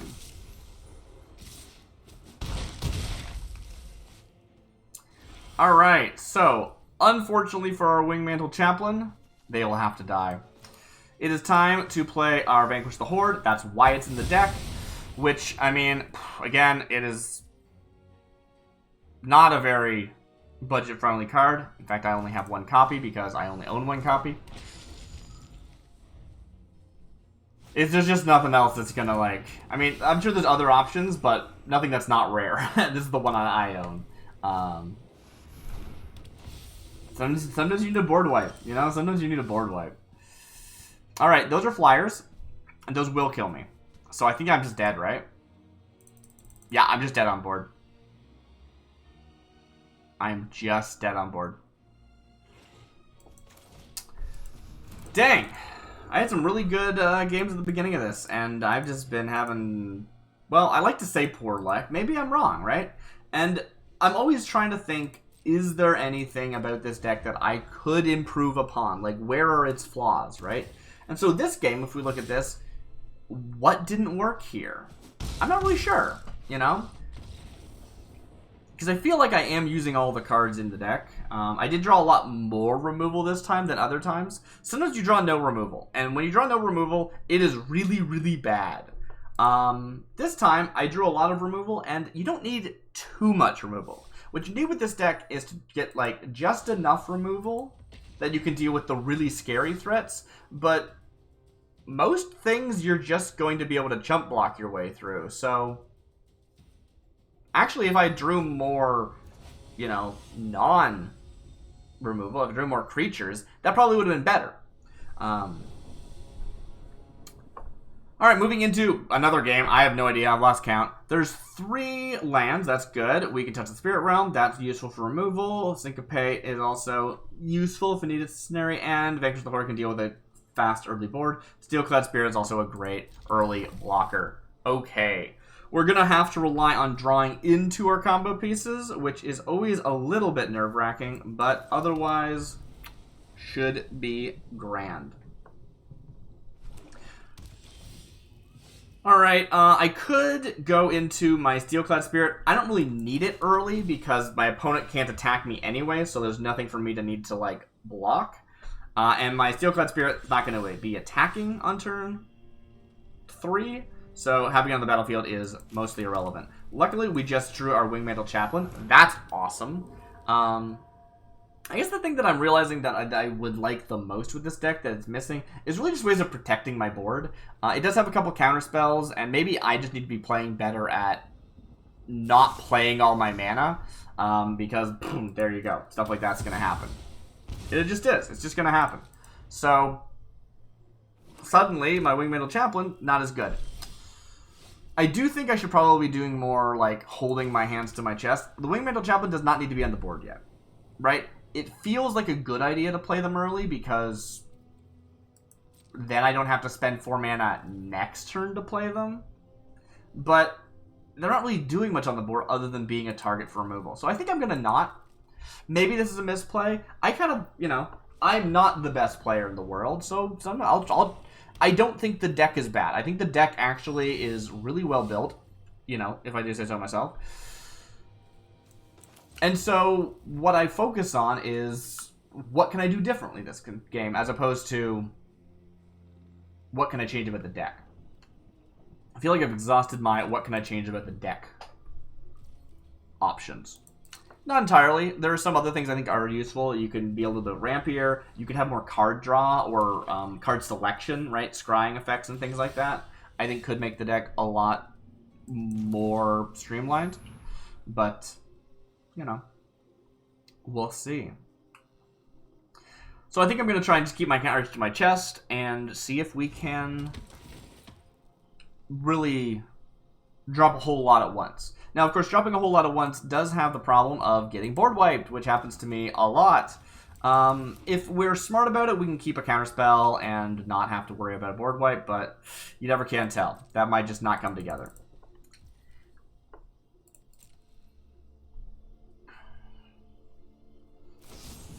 There's a murder. Okay, beautiful.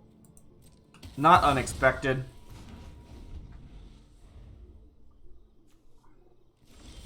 Okay, opponent just passed, and we have a really good activator. We want the Shield Wall Sentinel to stay on the board, but it doesn't need to. It's really about that ETB. So, the question is, what do we go find? I'm not entirely sure.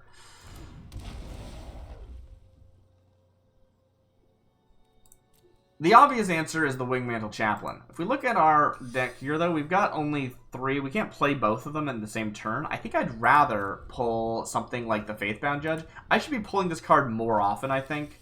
I usually don't. Again, it's something that, honestly, I think if this was a true budget deck, wouldn't be in the deck. It is... Not only is it mythic rare, it's a mythic rare that you basically will never put in any of your other decks.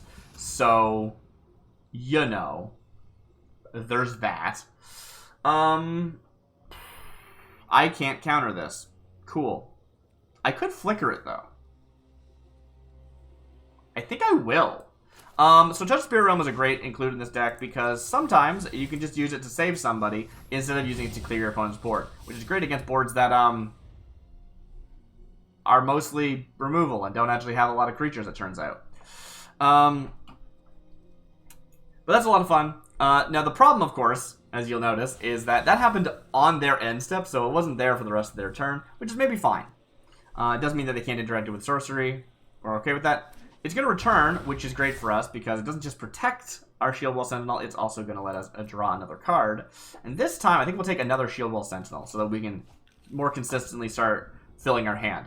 One of the reasons why this deck doesn't need too much card draw is because of the Shield Wall Sentinel. It provides a lot of pseudo card draw, or at least it provides a lot of card advantage, let's say. Which is great, except that it's not enough a lot of the time. Just because... Well, if you don't draw your Shield Wall Sentinel, you don't have a way of drawing into your Shield Wall Sentinel. I will get another planes. I have more planes than islands right now, but I have more uses for planes than islands right now, so it's probably fine. We're looking at only 6 mana here. The question is, do I want to wait on my Wingmantle Chaplain? I think I do. Because they've been playing a lot of removal. So I think what I'll do instead is I am just going to fill my hand a bit. So we're going to autopay this, and yeah, this is why we want all those planes. I think we will get ourselves another Faithbound Judge. Time to start playing for real. Pull out those Faithbound Judges and just start making them do the thing. Faithbound Judge. We only have 2 in the deck because I own 2. Just for whatever reason, I happen to open 2 Mythic Rare Faithbound Judges. Who'd have thought? Super lucky that I really like Defender Tribal. I think it's really cool. It's not something that you can reliably do, generally speaking. I'm so happy that they put a payoff for it in the game. Let's play one of these. We're going to want to make sure we're keeping open some mana. I think I'm going to want to try and slow roll this a bit so that I can keep my counter spells available. Because would a Wingmantle right now feel awesome? Yes. Would a board wipe from them feel horrible? Also yes. So I think I'm going to just wait.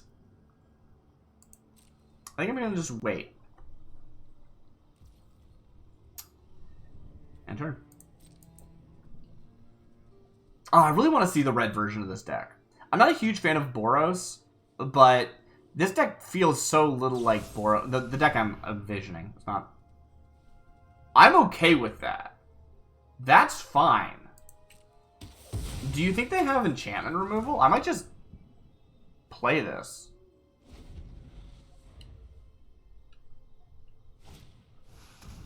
Okay, you're going to force me to draw? Cool. I see how this deck works. Very cool. Yeah, let's protect the negotiators.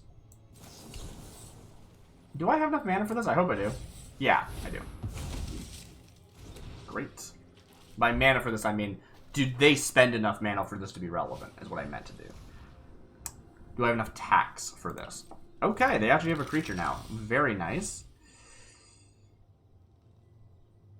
I'm just going to play Faithbound Judge and force them to deal with it. No more beating around the bush. No more, like, trying to be cute. Deal with the Sinner's Judgment. You Sinner. Let's go.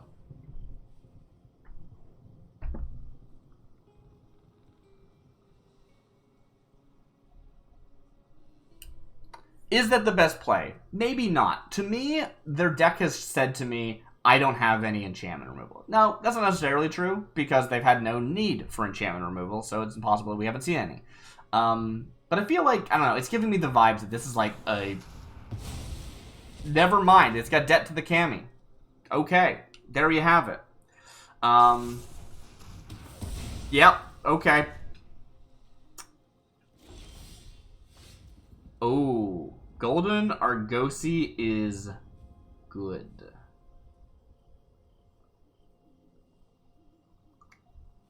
Is it time for the Wingmantle? No, it's time for Golden Argosy. Because if Golden Argosy is already on the battlefield, it kind of gives our Wingmantles, like, haste. Obviously, it's not actually haste, because that's, like, it's not haste. Like, when I'm not attacking with my Wingmantle. But what's really nice of having Argosy already on the battlefield is it means that we can basically double play our Wingmantles and just have a really scary presence immediately with them. No attacks, end turn, let's go. Argosy is probably the part of the deck that I wish was the most more consistent. Does that make sense? I think that if you were gonna like take this deck seriously, you would want to make 4 copies of it. Maybe that's too many. I legitimately don't know how brutal. I don't know how, like, if you overdraw your Argosies, that's not good for you, right? Like, if you drew 4 copies of Argosy, you would feel so sad because they're legendary. You can't do anything with the extra copies. Even if you could, even if they weren't legendary, they couldn't do much because you only need 1. 1 can exile your whole board. That's the whole point. Did they just not? I guess they don't want to discard cards, huh? Huh. Interesting. Very cool. We're going to play another island, and that's going to give us 8. Let's see if our opponent has any interaction, because it's time to pop off. This is our Wingmantle Chaplain. Now, if I was smart, I would leave mana open so that if they board wipe me, I can counter it. You know what? Sure. Let's be smart. I want to pop off. I want to play both my Wingmantle Chaplains and then flicker both my Wingmantle Chaplains because that's so much fun. But maybe it's overkill. Maybe I don't need that. Maybe this is silly.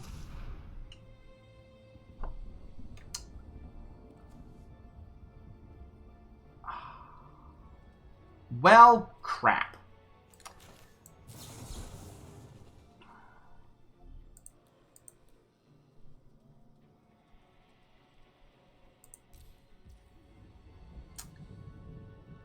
Well, I certainly can't deal with them board wiping me now, because I don't have the counter spell anymore.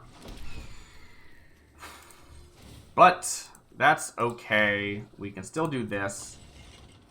We can still go to combat. We can still swing with our Argosy at this lady over here. And I guess we'll swing the soldier too. Why not? 2 attacks. Everybody goes away. Very good. Next to combat. So if they've got a board wipe, they did a really good job at making me use my counterspell. Cool. I don't expect that's the case, but Couldn't be more annoying. yeah, fair enough.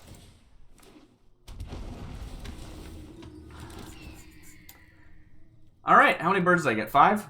No, I already had a couple birds. Let's just get another Wingmantle Chaplain. The bird is out of the bag, as they say. So, they know what the deck's about.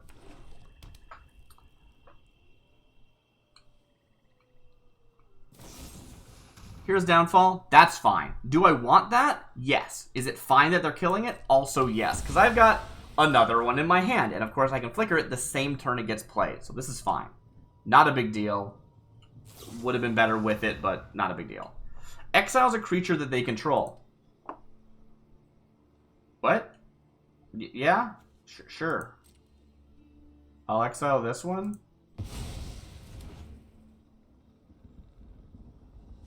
Why did they do that? Okay. Don't overthink things.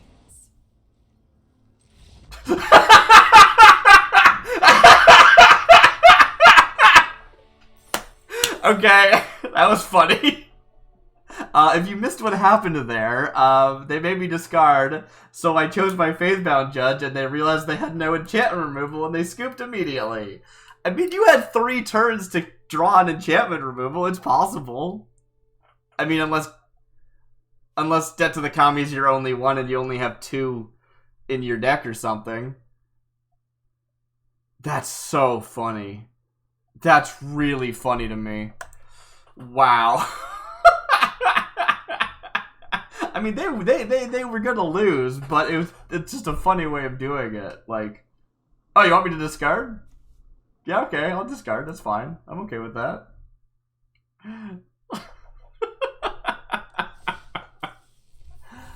Oh, that's really good.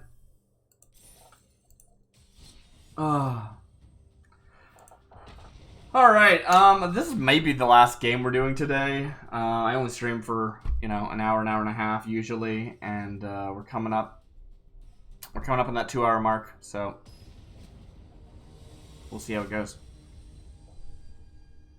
I keep thinking I should change to my my Wandering Emperor one. She's in the deck, and she's on my my card sleeves.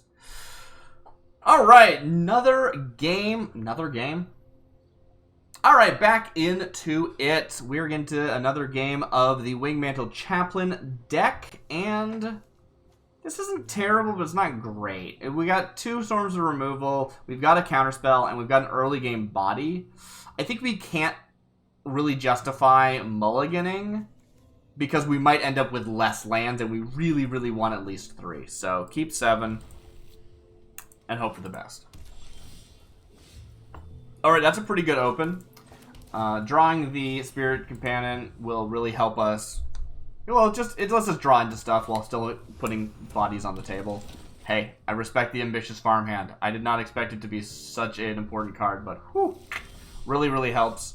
Okay, interesting. We now have the Counterspell, but I think we want this for the end game anyway. This is great for dealing with board wipes. And maybe we should start doing that. I'm going to try this game as hard as possible to play around board wipes by making sure that when I do try to pop off, I leave 2 mana open for a negate. Adelaide Resplendent Cathar. What do you do? Power is equal to the number of creatures you control. Whenever you attack, for each opponent, create a 1 attack. Oh, cool. Great. I won't block. I think that's fine. Not that I really need to keep my dog around or anything, but come on. I'm not gonna throw my dog in front of 1 damage. That's ridiculous. All right, let's just go. Let's just make some bodies. And with our larder zombie, we'll be able to start really curating our deck, curating our draws. They don't scry, they surveil, but hey. I mean, not a big difference to me. Intrepid Adversary, what do you have? You have something fancy, right? You may pay 2 any number of times. Did they? They did not pay 2 any number of times. Oh, but they can still. They can do it once. Put that many counters on it, and creatures you control get +1/+. Oh. Oh, that's some scary stuff that I can't deal with. Okay. Yeah. That is scary. I don't like that. Not a fan. Wow. Alright, yeah. It resolves. Okay. Pass to blocks. I'm going to put you in front. See, that's why I didn't want to throw my dog in front, because I was going to do it later. Okay, that doesn't sound great when you say it that way. These are our blocks. We're going to say, go to blocks. Then we're going to activate our larder zombie. Let's do that. And planes. I do need to top deck a planes here. Alright, we'll keep it. That's fine. Not a big deal. We will play our planes. Now, this is Vigilance. Crap, we can't even Wandering Emperor it. Oh, that does suck. I didn't think of that. Wow, that's brutal. Do I just lose this? Well, let's start by using Touch the Spirit Realm against that 5/5. Is this one worse, actually? It's a 4/2 with lifelink that's giving everything +1/+1. But this is making a creature every turn. Cool, no attacks. And I had to say no attacks because Steelclad Spirit can attack if you play enchantments. It's one of the reasons why it's in the deck. Not because I plan on attacking with it, but just because I could. And the other, I don't know what that does, but I would like to exile it anyway. And I can't, because controller pays 0. Don't tell me I can use Syncopate. I mean, I know I can technically, but whew. Get my hopes up like that. Disappointing.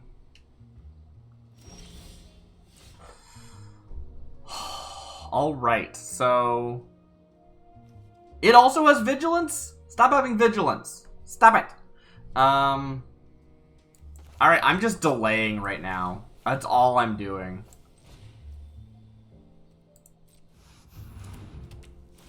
Yep, you don't get to do your fancy thing. You don't get to do it. You didn't die, you just got exiled. It's fine.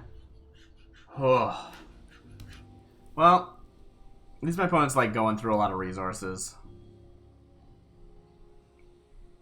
But yeah, as I was saying, Steelclad Spirit. The other thing that is sort of the same, there's another 3/3 for 2 that has Defender in blue, amazingly, which is the Backstreet Bruiser from New Capenna.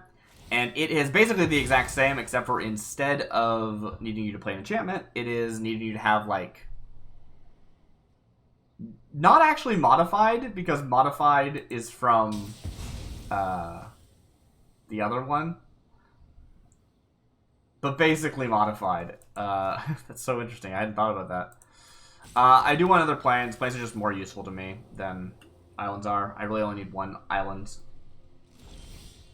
Ooh, okay. That's interesting. How scary is my opponent board? They haven't been attacking weirdly. Like, they don't want this guy to die, so they're unwilling to attack with them, which is giving us a very strong position. So I think we're just going to play our Argosy early and hope they don't remove it before we can do some really ridiculous, hard to interact with stuff. Now, I'm not so sure how hard to interact with it is. It's just often people have played out a lot of their mana by the time your turn comes around, but I don't actually know. I feel like a lot of enchant or a lot of artifact removal probably is instant speed. Like, that's instant. Yeah.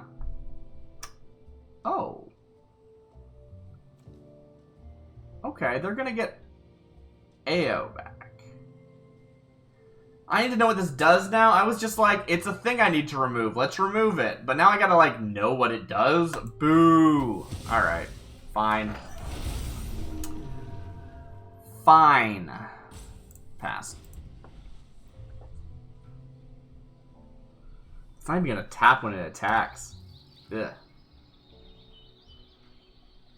Alright, what do they do here?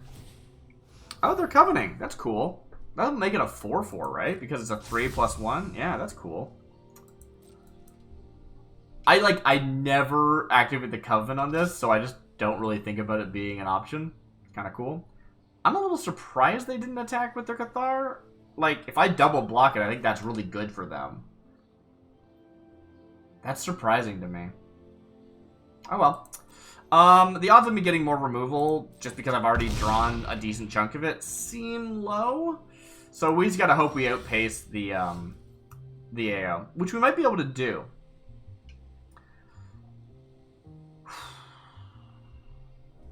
Okay. So, they have a scary board. Are they willing to attack me with it? I don't really know. Maybe, maybe not.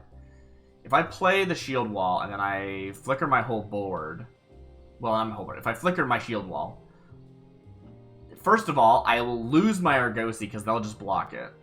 Second of all... It leaves myself, like, tapped out. Can I have Wandering Emperor to, like, first strike something? I think that's what I'm better off doing, weirdly. Now, this can just hit me. So I do need to start getting... Yeah, I think I need to get material down. It sucks, but I think I have to. Yep, pay. This is why I don't have any counter spells. I have not been able to counter any of the stuff because of this. Let's get a Faithbound Judge. I don't know if it's... Let's get a large zombie, actually. I can play it. Yeah. That might have been a weak play. That might have been a bad play, but we're going to go for it. Is it nice? Is it really? Do you have lethal? Is that what you're trying to tell me? Alright, pass to attacks. Having 2 large zombies is not super useful because they can't, like, tap the same person or anything, but whatever. Pass the damage. It's a lot of damage. I forgot to use my larger zombie. I just instinctively clicked through. I pass. I end my turn. That was a mistake.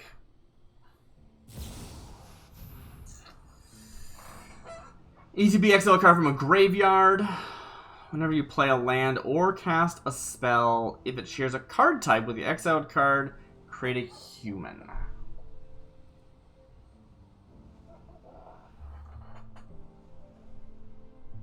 One, 2, 3, 4. Fine, I guess. I think I'm dead. I think I lose this.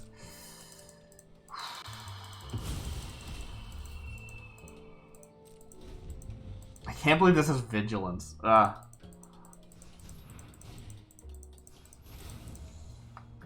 Alright. What did you exile? Oh. Very smart. Good target. Alright, resolves. Resolves. What are they going to attack me with? Just AO? Okay. I don't even have a thing that can fly. Boat here? Boat here that's flying through the sky? Can't fly.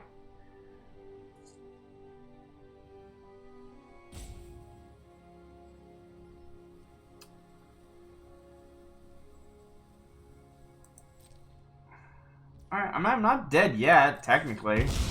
I've come back from 1 health before. Alright, zombie, let's go.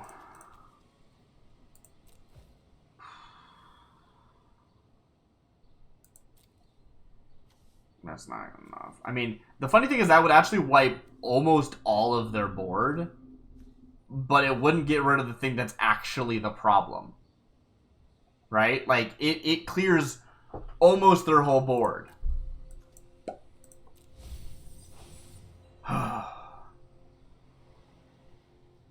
I'm gonna play the Wandering Emperor. It's not like a great play, but I can't do anything with it anyway, so I might as well get it on the battlefield while I can. I've learned much during my travels. Let Okay. me show you.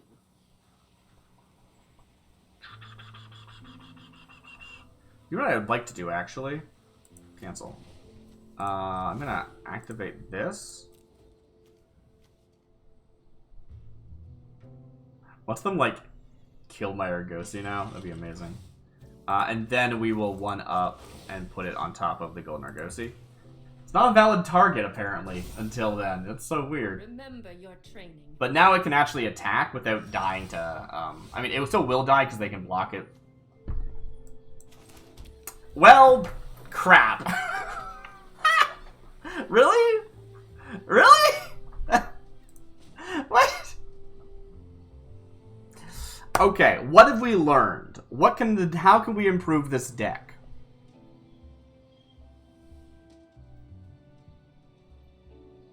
I mean, I don't know, right? Like, what would get me out of this situation? A board wipe would get me out of the situation or something, right? Like, that would be really good. That would be very strong. I can't do that. It's not a thing I can do, you know? It's just, I can't, right? I have to draw one. Now, should there be more board wipes in the deck? I don't know if there should. Sometimes I get flooded with, like, not board wipes, but removal, and then I can't use it, and then I just die because, you know. I guess the thing is, if a board wipe would be worse for me than my opponent, then I'm winning, right? Maybe it needs more board wipes, you know? Maybe that's the truth of the matter. Which sucks, because board wipes just aren't budget friendly. Like, I don't think there's... Are there any board wipes that aren't rare or higher? Legitimate question. I don't think there are. At least in standard. At least in these colors. Interesting. So yeah, would this deck be better with throw a couple more rares in? Maybe. You know. Maybe it just needs a couple extra of those cards. Because Vanquish's Horde is so good, right? Like, unless you're going up against like a hasty deck, very strong. Alright, jumping back into Wingmantle Chaplain deck. We have a pretty good open hand here. We got 2 fancy lands. We got some other stuff. We have a turn 2 and a turn 1 play. So maybe we'll hold off on doing the Tranquils. And then we go right into our Shield Wall Sentinel. This is a great hand. It doesn't have much interaction with our opponent, which I think, generally speaking, I found to feel better. Weirdly enough, whenever I have interaction in my hand at the beginning of the game, I feel bad about it, right? Like if I don't need that till late game usually. So, not super exciting to have that coming down. There's a land. That's actually good for us because if we play the Tranquil Cove on the next turn and the following turn, we won't be able to play our Shield Wall Sentinel on turn 4, and we really want to play it on turn 4. So,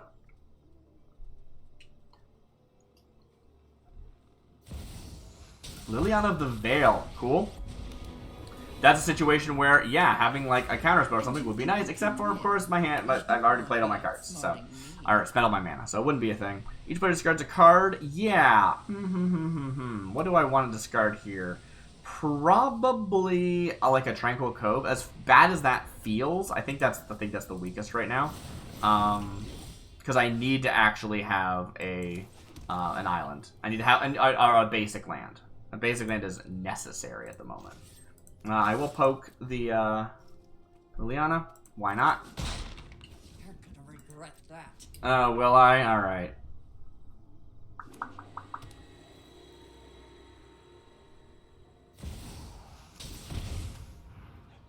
Okay! This time we actually have the counterspell, and that's great, because Shieldred has destroyed me I think I've lost every game I've played against Shieldred. I don't think I've ever beaten it. I don't know why. It's just every time it comes up, I don't have a way of interacting, and that sucks. I don't know why. There's no good reason. It just has been the case. We're going to use Touch the Spirit Realm, which sucks. I really like having that form of removal, but I think it's what we got to do. We didn't know we were going to top deck a land there. And what's scary here, so next turn, when they do that again, if they do that again, which they probably will. Ooh, actually, do I want to be all fancy and grab a Faithbound Judge? I don't think I do. I only have the 3 lands. I'm not going to get up to 7 anytime soon. So I'm going to just go with another Shield Wall, I think. Play this slow, play this slow. Great. Next to combat. No, actually, I will attack. Yeah, of course. Just keep chipping away at Liliana, making sure she doesn't get too out of control.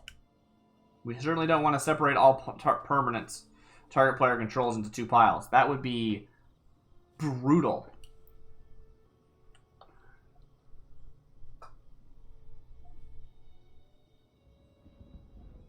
But the aim here is to sort of just be a little slow about it. Yeah, the discard's real bad, but we've got a land here that we can... Did she just say drop it? Is she interacting with the dog? That's wild.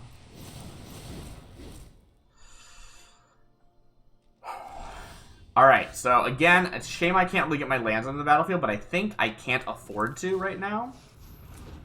I need to actually keep that land in my hand so that I can discard it to Liliana next turn. I attacked with the Spirited Command, that's why I couldn't do it. I was like, why didn't I do that last turn? Yeah, that's why. Alright. So, keep doing this. Good little chip away. Lovely seeing the Spirited Companion being, like, relevant. Often it just kind of is like, it's almost like an empty slot in the deck, kind of, where it's like, I'm just going to make it more likely I'm going to draw the things I need, because, ta-da! I do wonder if there's just, like, better options when it comes to, I've always hated crowds. Wow. Alright, let's go. What can we do? as useful as that would be, I'm really trying to get something good stuff as quickly as I can. I mean, I've gotten rid of so many lands. It's very, very frustrating, but unless I have a board wipe here.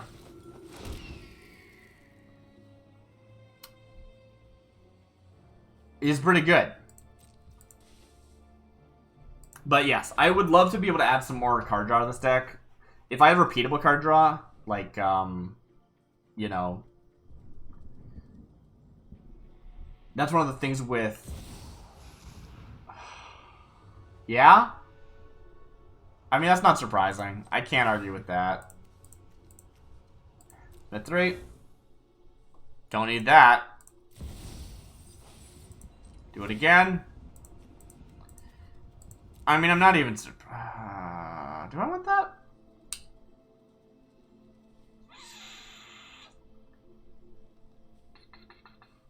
That's pretty good, actually. Yeah, let's grab the Faithbound Judge. They're gonna wipe my board. Not great. But I can recover from this because I have a Shield Wall Sentinel in my hand. So that's really, really nice.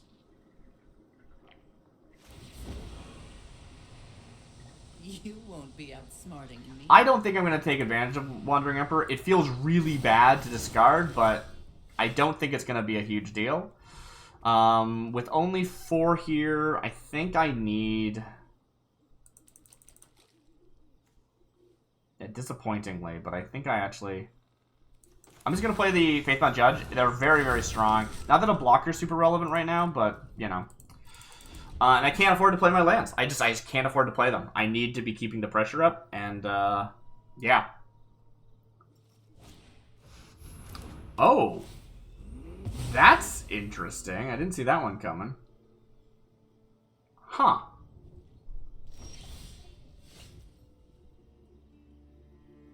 Very interesting. Okay. Play another Plains. And then I'll play a Shield Wall Sentinel. And I will go looking for a Chaplain. Alright. Interesting. That is a creature. I kind of didn't expect to see any of these. This is Edgar Charmed Groom. Ah, yes, of course. I discard a card. That was expected. I know that eventually we're going to start getting to the sacrifice of permanent, so that's scary, but that's okay, because next turn I'll be able to play this, and it'll be all great. Whenever this enters the battlefield... Oh! Wait.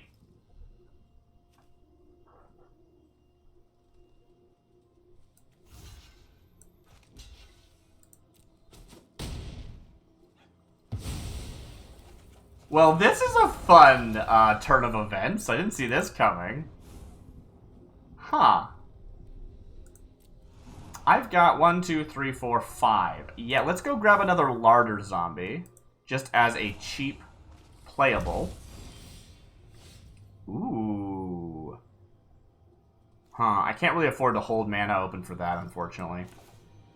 And what do they have anyway? They've got Rite of Oblivion. Additional cost to cast a spell. Exile target non-land permanent. Okay. Yeah. That's fine. Play this. This will give us some extra birds, which is useful. And then we'll play a zombie. The order of that was completely irrelevant. I don't know why I did it that way. Alright, sweet. Yes, this is great. This is excellent and good and great. Do I have to be watching out for anything from Markov here?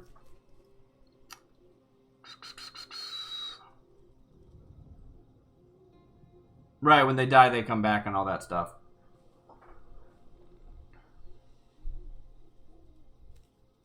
Dracula the Voyager? What the heck? Why did they theme it this way? I thought Dracula... But Dracula can't... But running water... Does the ocean not count as running water? I don't understand. Read ahead. What are you reading ahead to? Oh. Are you gonna take my Faithbound Judge? Because that's very funny. Are you gonna do it? No, they're taking Shieldred. Oh, interesting. Okay, cool. I'm not that scared of that right now. I think that it's been long enough. Sure. Yeah, I'll discard. Drop it. She does say drop it. Wild.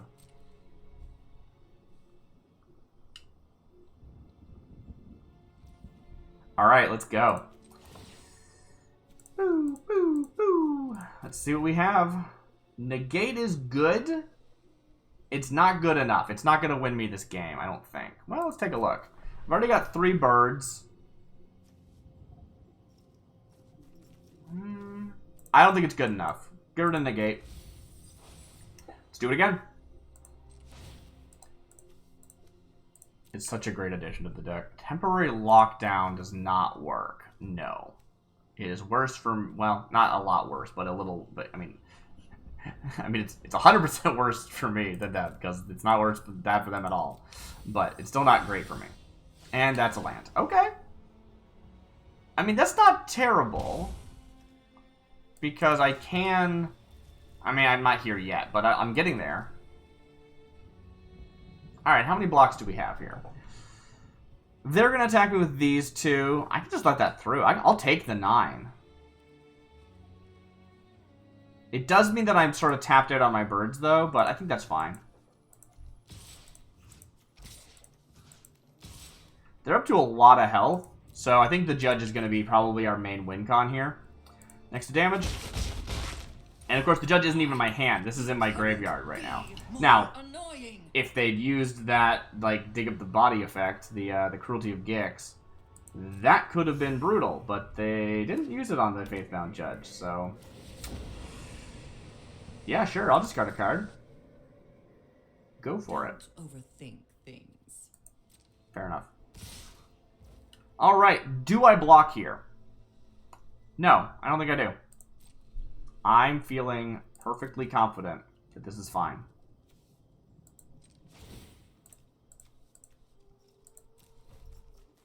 Syncopate, not good enough. Let's go. I need some material.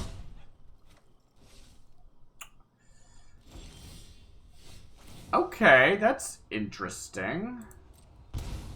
Am I dead? You're not dead, but you are, like, in a bad way. Give me a land. I'm going to play that land. So next turn I can play Faithbound Judge. I'm going to have to do a lot of chump blocking. And every turn... Oh, but I'm going to die to the drain, aren't I? I am. I'm going to die to the drain. Oof. Also, don't forget that they do have a removal spell in their hand. I should be aware of that. Alright, disappointing, but it'll have to do. Next to combat, we will kill Liliana, because we should. We should do that. It's a thing we should do. Alright. Whatever. Luck favors the foolish, after all. Alright, end turn. Yep. Heal 2.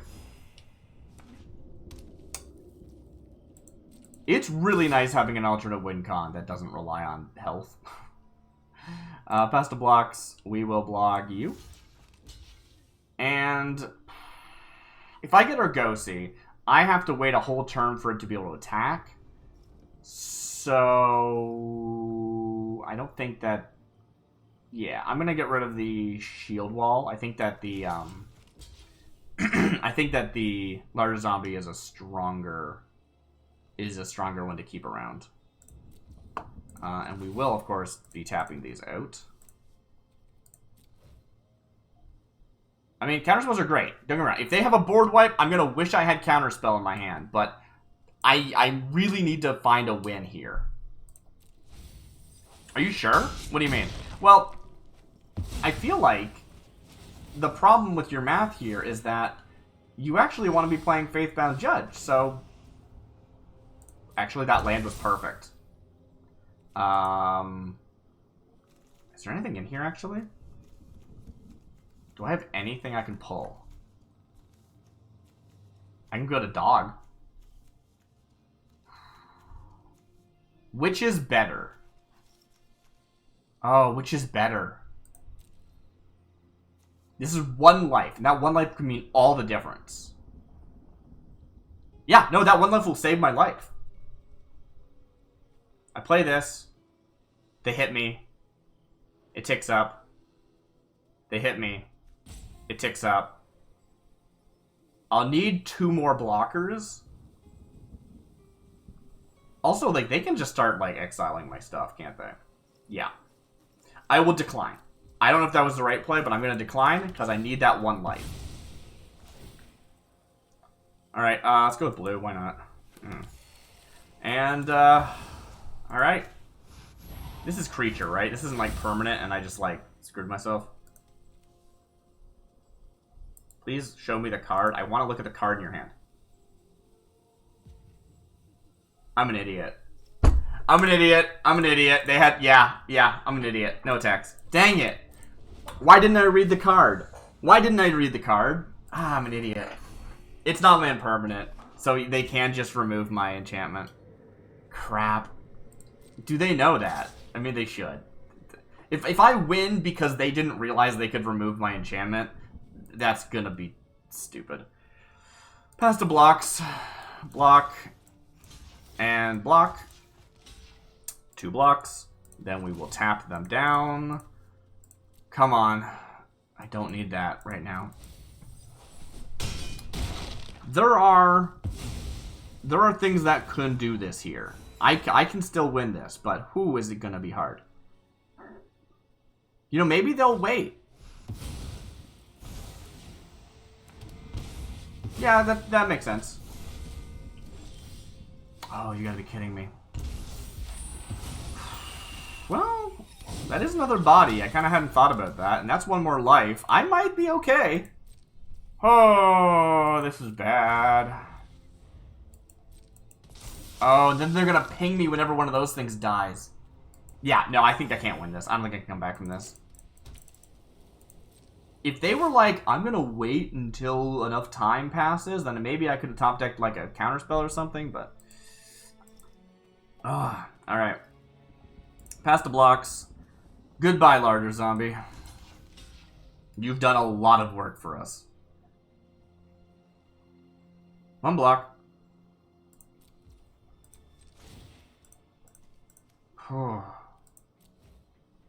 That's a plains. Next. How do I win this? You win this by getting a...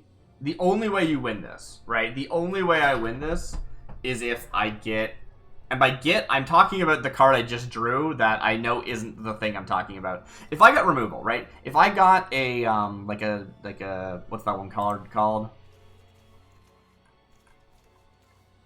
Touch the Spirit Realm, for example.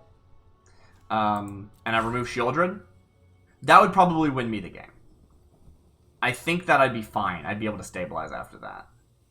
But otherwise, what happens here? Well, I guess what's nice is that I can actually block with my Wingmantle Chaplain.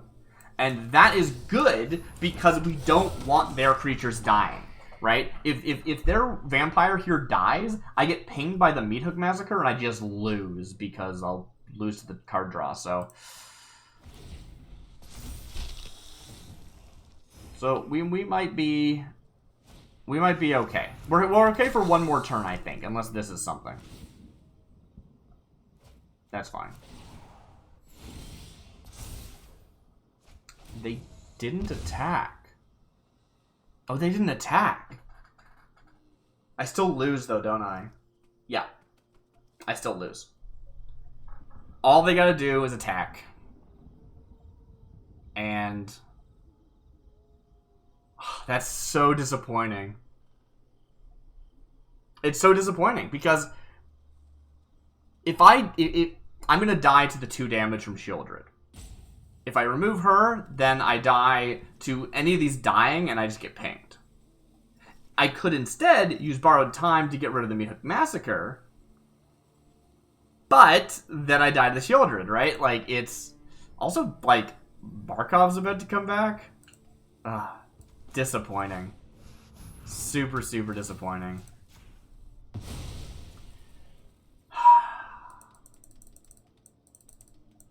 Yeah. Good game. Good game. Brutal.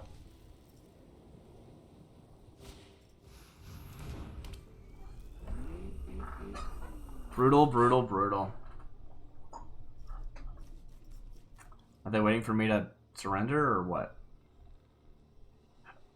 Go ahead. You won. Attack me.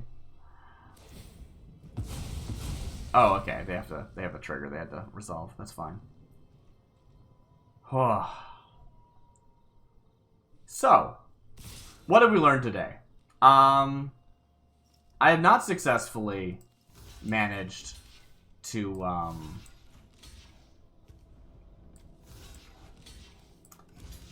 I have not successfully managed.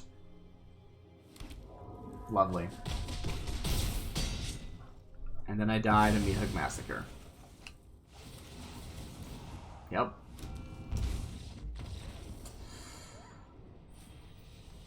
I have not been able to prove that this deck is like a super amazing broken deck. But I do think it's really good. I do still think that I will be able to climb with this deck.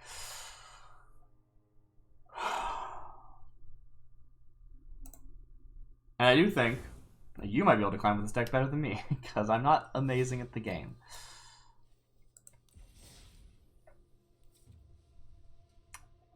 So that was Wingmantle Captain. It's the Wingmantle Chaplain deck where they get on a boat. That's the joke. Obviously, we didn't see the boat actually kick off very often. I think that if you had more copies of Argosy, you'd find the deck more consistent. Probably you had more board wipes and stuff. You'd also find the deck more consistent. Maybe you need more card draw. I think there's a really, really good deck in here. I am not a master homebrewer. I don't ever net deck, so I do always do it. But that doesn't make me amazing. Probably because I don't net deck. Maybe I need to see what people are doing other than me. But the point being is, I think this archetype has a ton of potential, and I haven't been seeing it on the ladder. I have not been seeing people talk about it. It's 4 chaplains, 4 shield wall sentinels. Wow, I don't know why I blanked on that. And then, of course, a couple of Argosies. And it just, like, it's so cool when it goes off. And it's not that inconsistent. We did lose a lot today, but it's not actually super inconsistent. It has a lot of answers for a lot of different things. And maybe the deck shouldn't have a lot of answers for a lot of different things. It should have answers for the meta things and then just lose the games where it doesn't have answers. And maybe that's okay, right?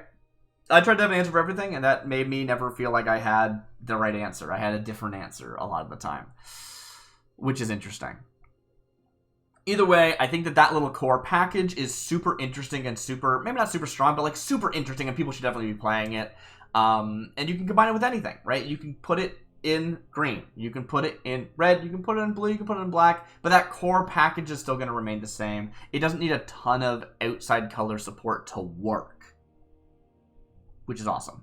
I think I will leave you with Red Ride here, the deck that I'm playing around with, that I think is very, very funny. I'm not going to actually play it right now, but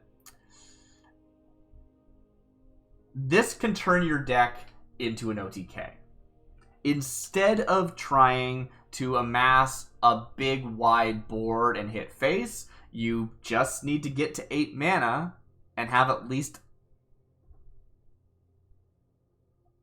4 defenders on the field. I guess it's actually kind of a lot of board material now that I say that out loud.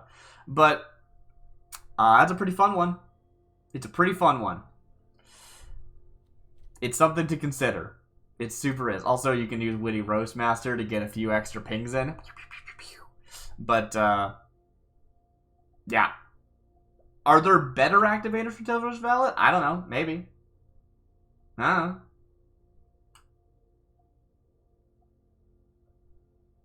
Oh well. That's where I'll leave you for today. Have a good night, everybody. I've been DarcyBits. This has been the Wingmantle Chaplain deck that I really, really like. have a good night. I'll see you next time. You should check out my YouTube and stuff. Maybe you're on the YouTube. If you are, say hi in the comments. Have a good night, everybody. I'll see you next time.